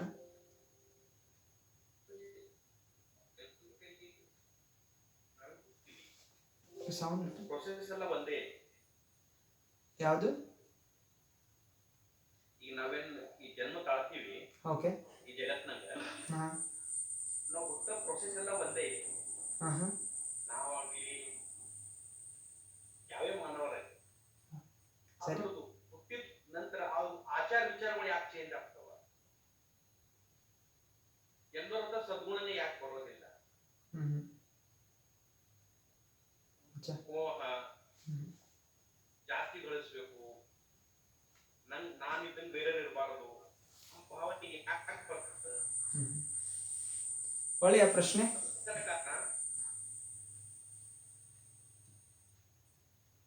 ಪ್ರಶ್ನೆ ಕೇಳ್ತಾ ಇರುವಂತಹದ್ದು, ಪ್ರತಿಯೊಬ್ಬ ವ್ಯಕ್ತಿಯಲ್ಲಿ ಬೇರೆ ಬೇರೆ ಗುಣಗಳು ಯಾಕಿದೆ? ಎಲ್ಲರೂ ಒಂದೇ ತರ ಹುಟ್ಟುತ್ತಾ ಇದ್ರು ಕೂಡ ಒಬ್ಬೊಬ್ಬ ವ್ಯಕ್ತಿಗೆ ಯಾಕೆ ಗುಣಗಳಿದೆ? ತುಂಬಾ ಒಳ್ಳೆಯ ಪ್ರಶ್ನೆ. ಇದಕ್ಕೆ ಕೆಲವು ನಮ್ಮ ಮೂಲವಾದಂತಹ ವಿಷಯಗಳನ್ನು ತಿಳ್ಕೋಬೇಕಾಗಿರುತ್ತೆ. ಈ ಭೌತಿಕ ಜಗತ್ತು ಇದು ಏನಿದು, ಇದು ಮೃತ್ಯು ಲೋಕ, ಭಗವಂತನ ಲೋಕ, ವೈಕುಂಠ ಲೋಕ. ಸೊ ವೈಕುಂಠ ಲೋಕ ಅನಂತವಾದಂತಹ ಲೋಕ. ಅಲ್ಲಿ ಶುದ್ಧ ಭಕ್ತಾದಿಗಳು ಅಲ್ಲಿ ನಿವಾಸ ಮಾಡ್ತಾರೆ. ಭಗವಂತನ ನೇರವಾದ ಸಂಘದಲ್ಲಿ ಅವರೆಲ್ಲರೂ ಇರ್ತಾರೆ. ಆ ಅನಂತವಾದಂತಹ ವೈಕುಂಠ ಲೋಕದಲ್ಲಿ ಒಂದು ಸಣ್ಣ ಜಾಗ ಈ ಮೃತ್ಯು ಲೋಕ, ನಾವಿರುವಂತಹ ಈ ಜಗತ್ತು. ಇದಕ್ಕೊಂದು ಉದಾಹರಣೆ ನಾವು ಅರ್ಥ ಮಾಡ್ಕೊಳ್ಳಿಕ್ಕೆ, ಈಗ ನಮ್ಮ ಒಂದು ದೇಶ, ಭಾರತ ದೇಶ ಅಂತ ತಗೊಂಡ್ರೆ ತುಂಬಾ ವಿಶಾಲವಾದಂತಹ ಜಾಗ, ಎಷ್ಟೊಂದು ಜೀವಿಗಳಿದ್ದಾರೆ. ಮತ್ತೆ ಅದಕ್ಕೆಲ್ಲ ಒಬ್ಬ ರಾಜ, ಪ್ರಧಾನಮಂತ್ರಿ ಅಂತ ರಾಜ. ಮತ್ತೆ ಪ್ರಧಾನಮಂತ್ರಿ ಈ ದೇಶ ಚೆನ್ನಾಗಿ ನಡಿಬೇಕು, ಎಲ್ಲ ಪ್ರಜೆಗಳು ಚೆನ್ನಾಗಿರಬೇಕು ಅನ್ನೋ ಉದ್ದೇಶದಿಂದ ಅವನು ಕೆಲವು ಕಾಯ್ದೆ ಕಾನೂನುಗಳನ್ನು ಮಾಡಿರ್ತಾರೆ. ಕಾನ್ಸ್ಟಿಟ್ಯೂಷನ್ ಅಂತ ಇದು. ಮತ್ತೆ ಎಲ್ಲದಕ್ಕೂ ನಿಯಮಗಳು ಕೊಟ್ಟಿದ್ದಾರೆ. ಪ್ರಜೆಗಳು ಎಲ್ಲ ಈ ನಿಯಮಗಳನ್ನು ಪಾಲನೆ ಮಾಡ್ತಾ ಇದ್ರೆ ಆಗ ಎಲ್ಲರೂ ಸುಖವಾಗಿ ಆನಂದವಾಗಿ ಇರ್ತಾರೆ. ಅರೆ ಯಾರಾದರೂ ವ್ಯಕ್ತಿ ಈ ನಿಯಮಗಳನ್ನು ಉಲ್ಲಂಘನೆ ಮಾಡಿದ್ರೆ, ಕಳ್ಳತನ ಮಾಡ್ದ, ಮೋಸ ಮಾಡ್ದ, ದರೋಡೆ ಮಾಡ್ದ, ಕೊಲೆ ಮಾಡ್ದ, ಅಂದರೆ ಯಾರಿಗೂ ಒಂದು ಹಿಂಸೆ ಕೊಡೋದು ಇಂಥದ್ದೆಲ್ಲ ಮಾಡಿದಾಗ ಅದೇ ಪ್ರಧಾನಮಂತ್ರಿಯ ನಿಯಮಗಳ ಪ್ರಕಾರ ಅವನನ್ನು, ಆ ಪ್ರಜೆಯನ್ನು ತೆಗೆದು ಜೈಲಿಗೆ ಹಾಕ್ತಾರೆ. ಜೈಲಿಗೆ ಹಾಕುವಂಥ ಉದ್ದೇಶ, ಆ ವ್ಯಕ್ತಿ ಏನೋ ತಪ್ಪು ಮಾಡಿದ್ದಾನೆ, ಅವನಿಗೆ ಶಿಕ್ಷೆ ವಿಧಿಸಬೇಕು, ಮತ್ತು ಆ ವ್ಯಕ್ತಿ ಮುಂದೆ ಹಾಗೆ ಆಲೋಚನೆ ಮಾಡಬಾರ್ದು, ಆ ಕೆಟ್ಟ ಗುಣಗಳನ್ನು ತ್ಯಾಗ ಮಾಡಿ ಅನಂತರ ಅವನನ್ನು ಜೈಲಿಂದ ಬಿಡುಗಡೆ ಮಾಡಬೇಕು, ಒಳ್ಳೆಯ ಪ್ರಜೆಯಾಗಿ ಪರಿವರ್ತನೆ ಆದಮೇಲೆ. ಹೀಗೆ ಒಂದು ಉದಾಹರಣೆ ಪ್ರಕಾರ ಅನಂತವಾದಂತಹ ವೈಕುಂಠ ಲೋಕ, ಇಲ್ಲಿ ಎಲ್ಲ ಜೀವಿಗಳು ಭಗವಂತನ ಸೇವಕರು. ಅರೆ ಕೆಲವೊಮ್ಮೆ ಕೆಲವು ಜೀವಾತ್ಮ ನಾನು ಸ್ವತಂತ್ರನಾಗಿ ಬದುಕಬೇಕು, ನಾನು ಯಾಕೆ ಯಾವಾಗಲೇ ನಿನ್ನ ಅಧೀನದಲ್ಲಿರಬೇಕು, ನಾನೇ ಸ್ವತಂತ್ರವಾಗಿ ಬಾಳ್ಲಿಕ್ಕೆ ನನಗೆ ಆಸೆ ಇದೆ, ನಮಗೊಂದು ಅವಕಾಶ ಕೊಡು ಅಂತ ಇಚ್ಛೆಯನ್ನು ಪಟ್ಟಾಗ ಅಂತಹ ಜೀವಿಗಳಿಗೋಸ್ಕರ ಈ ಭೌತಿಕ ಜಗತ್ತನ್ನು ಸೃಷ್ಟಿ ಮಾಡ್ತಾರೆ ಭಗವಂತ. ಈ ಮೃತ್ಯುಲೋಕನೇ ಭೌತಿಕ ಜಗತ್ತು. ಇಲ್ಲಿ ಆ ಜೀವಿಗಳು, ಈಗ ಈ ಭೌತಿಕ ಜಗತ್ತಿನಲ್ಲಿ ಏನೆಲ್ಲ ಜೀವಿಗಳಿದೆ, ಯಾರೆಲ್ಲ ಮನುಷ್ಯರು ಅಂತ ನಾವಿಲ್ಲೆಲ್ಲ ಏನೆಲ್ಲ ಇದ್ದೀವಿ, ನಾವೆಲ್ಲವೂ ಕೂಡ ಭಗವಂತನ ವಿರೋಧ ಮಾಡಿದಂಥವ್ರು. ಅದರಿಂದ ನಾವು ಸ್ವತಂತ್ರವಾಗಿ ಬಾಳ್ಬೇಕು ಅಂತ ಪ್ರಯತ್ನ ಮಾಡಿದಂಥವ್ರು. ಅದರಿಂದ ಇಲ್ಲಿ ಭಗವಂತ ನಮಗೆಲ್ಲ ಇಲ್ಲಿ ಕೊಟ್ಟು ನಮ್ಗೆ ಅವಕಾಶಗಳು ಕೊಡ್ತಾನೆ, ಸ್ವತಂತ್ರವಾಗಿ ಬಾಳಿ. ಅಂದರೆ ನಮ್ಮ ಉದ್ದೇಶ ಏನು, ನಾನೇ ಭಗವಂತನಾಗಬೇಕು ಅಂತ ಆಸೆ. ಅದರಿಂದ ನಮ್ಮ ಹಿಂದಿನ ಜನ್ಮಗಳಲ್ಲಿ ಯಾವಾಗ ನಾವು ಈ ಭೌತಿಕ ಜಗತ್ತಿಗೆ ಬಂದ್ವಿ, ನಾವೆಲ್ಲರೂ ಕೂಡ ಪ್ರಯತ್ನ ಮಾಡ್ತಾ ಇದ್ವಿ, ನಾನೇ ಎಲ್ರಿಗಿಂತ ಶ್ರೇಷ್ಠನಾಗಬೇಕು, ಎಲ್ಲವನ್ನು ನಾನು ಭೋಗಿಸ್ಬೇಕು, ನಾನು ಭಗವಂತನಾಗಬೇಕು ಅಂತ ಒಂದು ಪ್ರಯತ್ನದಲ್ಲಿ ಬೇರೆ ಬೇರೆ ಜೀವಿಗಳು ಬೇರೆ ಬೇರೆ ರೀತಿಯ ಕರ್ಮಗಳನ್ನು ಮಾಡ್ತಾ ಹೋಗ್ತಾರೆ. ಆ ಕರ್ಮದ ಒಂದು ಬಂಧನಗಳಿಂದ ಮತ್ತು ಅದರ ಒಂದು ಪ್ರತಿಕ್ರಿಯೆಗಳಿಂದ ಒಂದೊಂದು ರೀತಿಯ ಗುಣಗಳು ಹೀಗೆ ನಾವು ಬೆಳೆಸ್ಕೊಂಡಿರ್ತೀವಿ. ಸೊ ಹೀಗೆ ನಮ್ಮ ಪೂರ್ವ ಕರ್ಮಗಳಿಂದ ಮಾಡಿರುವಂತಹ ಒಂದು ಕೆಟ್ಟ ಕರ್ಮಗಳಿಂದ, ಆಸೆಗಳಿಂದ ನಮ್ಮಲ್ಲಿ ನಾನಾ ರೀತಿಯ ಗುಣಗಳು ಬಂದಿದೆ. ಇದರಲ್ಲಿ ಕೆಲವೊಂದು ಜೀವಿಗಳು ಬದಲಾಗ್ತಾ ಇದ್ದಾರೆ. ಹೀಗೆ ಹಲವು ಜನ್ಮಗಳ ನಂತರ ಭಗವದ್ಗೀತೆಯಲ್ಲಿ ಶ್ಲೋಕ ಇದೆ, ಬಹುನಾಂ ಜನ್ಮಾನಾಂ ಅಂತೆ ಜ್ಞಾನವಾನ್ ಮಾಂ ಪ್ರಪದ್ಯತೆ ವಾಸುದೇವ ಸರ್ವಮಿತಿ ಸಾ ಮಹಾತ್ಮ ಸುದುರ್ಲಭ. ಹೀಗೆ ಒಂದು ಜೀವಾತ್ಮ ಈ ಭೌತಿಕ ಜಗತ್ ಬಂದು ಎಷ್ಟೋ ಜನ್ಮಗಳ ನಂತರ ಸ್ವಲ್ಪ ಜೀವಿಗಳು, ಹೌದು ಈ ಭೌತಿಕ ಜಗತ್ತಿನಲ್ಲಿ ಇಲ್ಲೇನು ಸುಖ ಇಲ್ಲ, ನಾನು ಒಡೆಯನಾಗಕ್ಕೆ ಸಾಧ್ಯ ಇಲ್ಲ, ನಾನು ಬದಲಾಗಬೇಕು, ನಾನು ಮತ್ತೆ ಪುನಃ ಭಗವಂತನ ಭಕ್ತನಾಗಬೇಕು ಅಂತ ಪ್ರಯತ್ನ ಮಾಡುತ್ತೆ. ಮತ್ತೆ ಅದರಲ್ಲಿ ಸ್ವಲ್ಪ ಜನ ಮಾತ್ರ ಕೃಷ್ಣನೇ ಭಗವಂತ, ವಾಸುದೇವ ಸರ್ವಮಿತಿ ಸಾ ಮಹಾತ್ಮ ಸುದುರ್ಲಭ. ಸೊ ಹೀಗೆ ನಮ್ಮ ಪೂರ್ವ ಜನ್ಮಗಳಲ್ಲಿ, ಅಂದರೆ ಯಾವಾಗಿಂದ ಅಂತ ಗೊತ್ತಿಲ್ಲ, ಅದು ಎಷ್ಟೋ ಜನ್ಮಗಳಿಂದ ನಾನಾ ರೀತಿಯ ಒಂದು ಕರ್ಮಗಳು ಮಾಡ್ತಾ ಇರೋದ್ರಿಂದ ಹಲವು ಜನ, ಕೆಲವರು ಇನ್ನೂ ದುಷ್ಕೃತ್ಯಗಳಾಗೇ ಇದ್ದಾರೆ, ಇನ್ನು ಕೆಲವರು ಸ್ವಲ್ಪ ಬದಲಾವಣೆಗೊಂಡು ಆಧ್ಯಾತ್ಮಿಕ ಚಿಂತನೆಯಲ್ಲಿದ್ದಾರೆ, ಇನ್ನು ಕೆಲವು ಜನ ಆಧ್ಯಾತ್ಮಿಕ ಚಿಂತನೆ ಮುಂದುವರಿಯುತ್ತಾ ಕೃಷ್ಣ ಭಗವಂತ ಅಂತ ಸ್ವೀಕಾರ ಮಾಡ್ತಾ ಇದ್ದಾರೆ. ಹೀಗೆ ಮನುಷ್ಯರಾಗಿದ್ದರೂ ಕೂಡ ಅವರವರ ಪೂರ್ವ ಕರ್ಮಗಳಿಂದ ಹಾಗೂ ಅಲ್ಲಿ ಬೆಳೆಸ್ಕೊಂಡಂಥ ಆಸೆಗಳಿಂದ ಒಬ್ಬರದ್ದು ಒಂದೊಂದು ತರಹ ಗುಣವನ್ನು ನಾವು ಕಾಣಬಹುದು.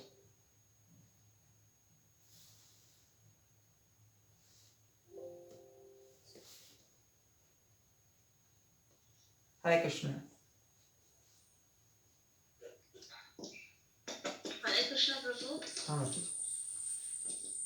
Prabhu, I have one question. ಹೇಳಿ. Prabhu, just now you told that Vidya and Avidya. I have a doubt related to Avidya. You told that Avidya is related to body means materialistic world. Okay.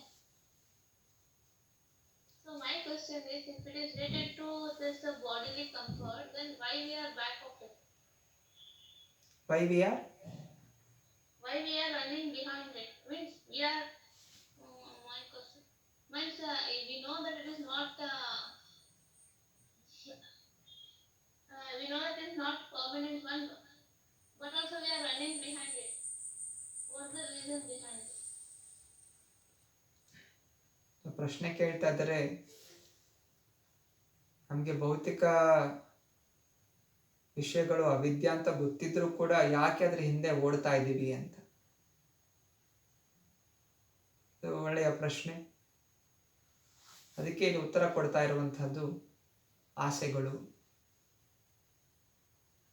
ಎಲ್ಲಿ ತನಕ ನಮಗೆ ಒಂದು ಆಸೆಗಳು ಅಂತ ತುಂಬಿಕೊಂಡಿರುತ್ತೆ, ನಾವು ಎಷ್ಟು ಆಧ್ಯಾತ್ಮಿಕ ವಿಷಯಗಳನ್ನು ತಿಳ್ಕೊಂಡ್ರೂ ಕೂಡ ನಮ್ಮ ಮನಸ್ಸಿಗೆ ಆ ಆಧ್ಯಾತ್ಮಿಕ ವಿಷಯಗಳು ಆಕರ್ಷಣೆ ಆಗೋದಿಲ್ಲ.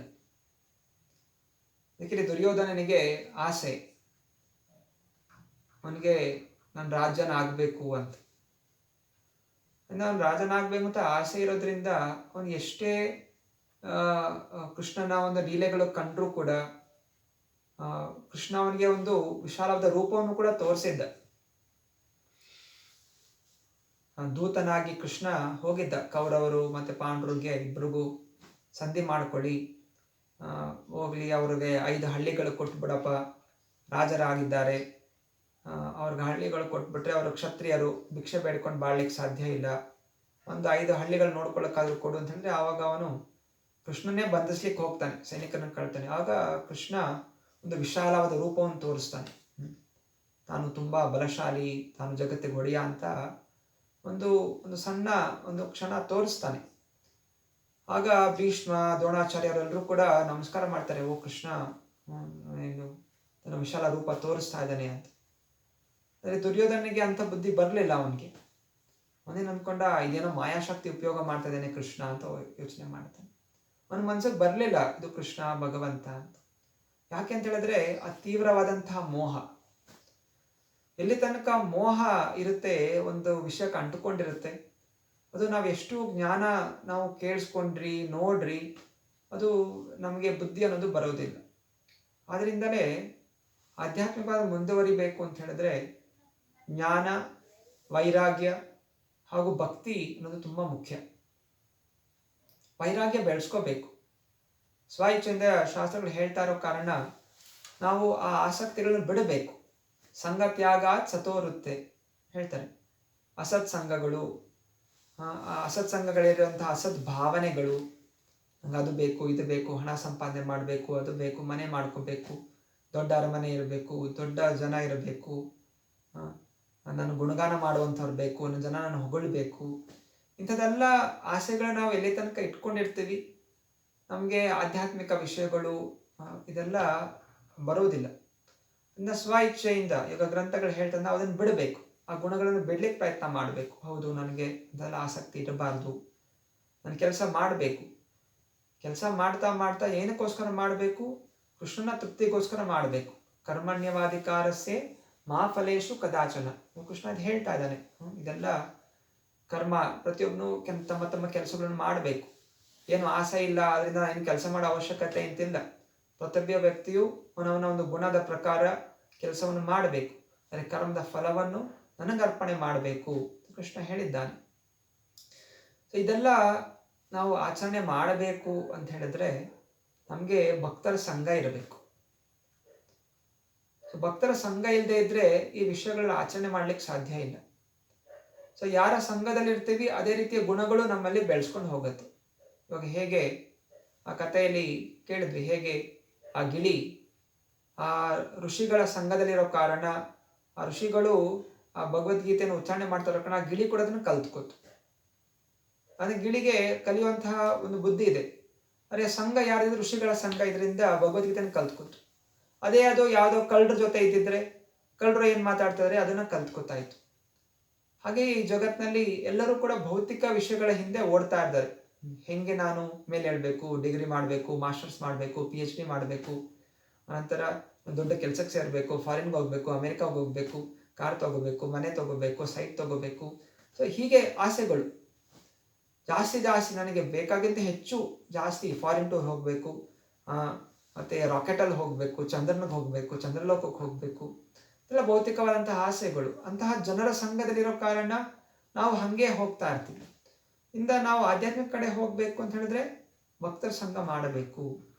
ಭಕ್ತರ ಸಂಘದಲ್ಲಿ ನಾವು ಭಗವದ್ಗೀತೆ ಅಧ್ಯಯನ ಮಾಡಿದ್ರೆ ನಾವು ಶೀಘ್ರವಾಗಿ ಅಂತಹ ಗುಣಗಳಿಂದ ನಾವು ದೂರ ಆಗ್ತೀವಿ ಹಾಗೂ ಆಧ್ಯಾತ್ಮಿಕ ವಿಚಾರಗಳನ್ನು ನಾವು ಬೆಳೆಸ್ಕೊತೀವಿ. ಹರೇ ಕೃಷ್ಣ ಮಾತಾಜಿ.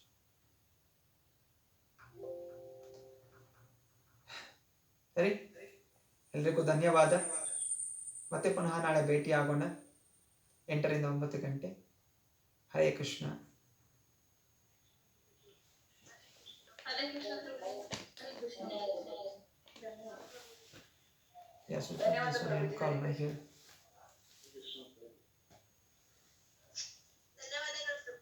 Hare Krishna.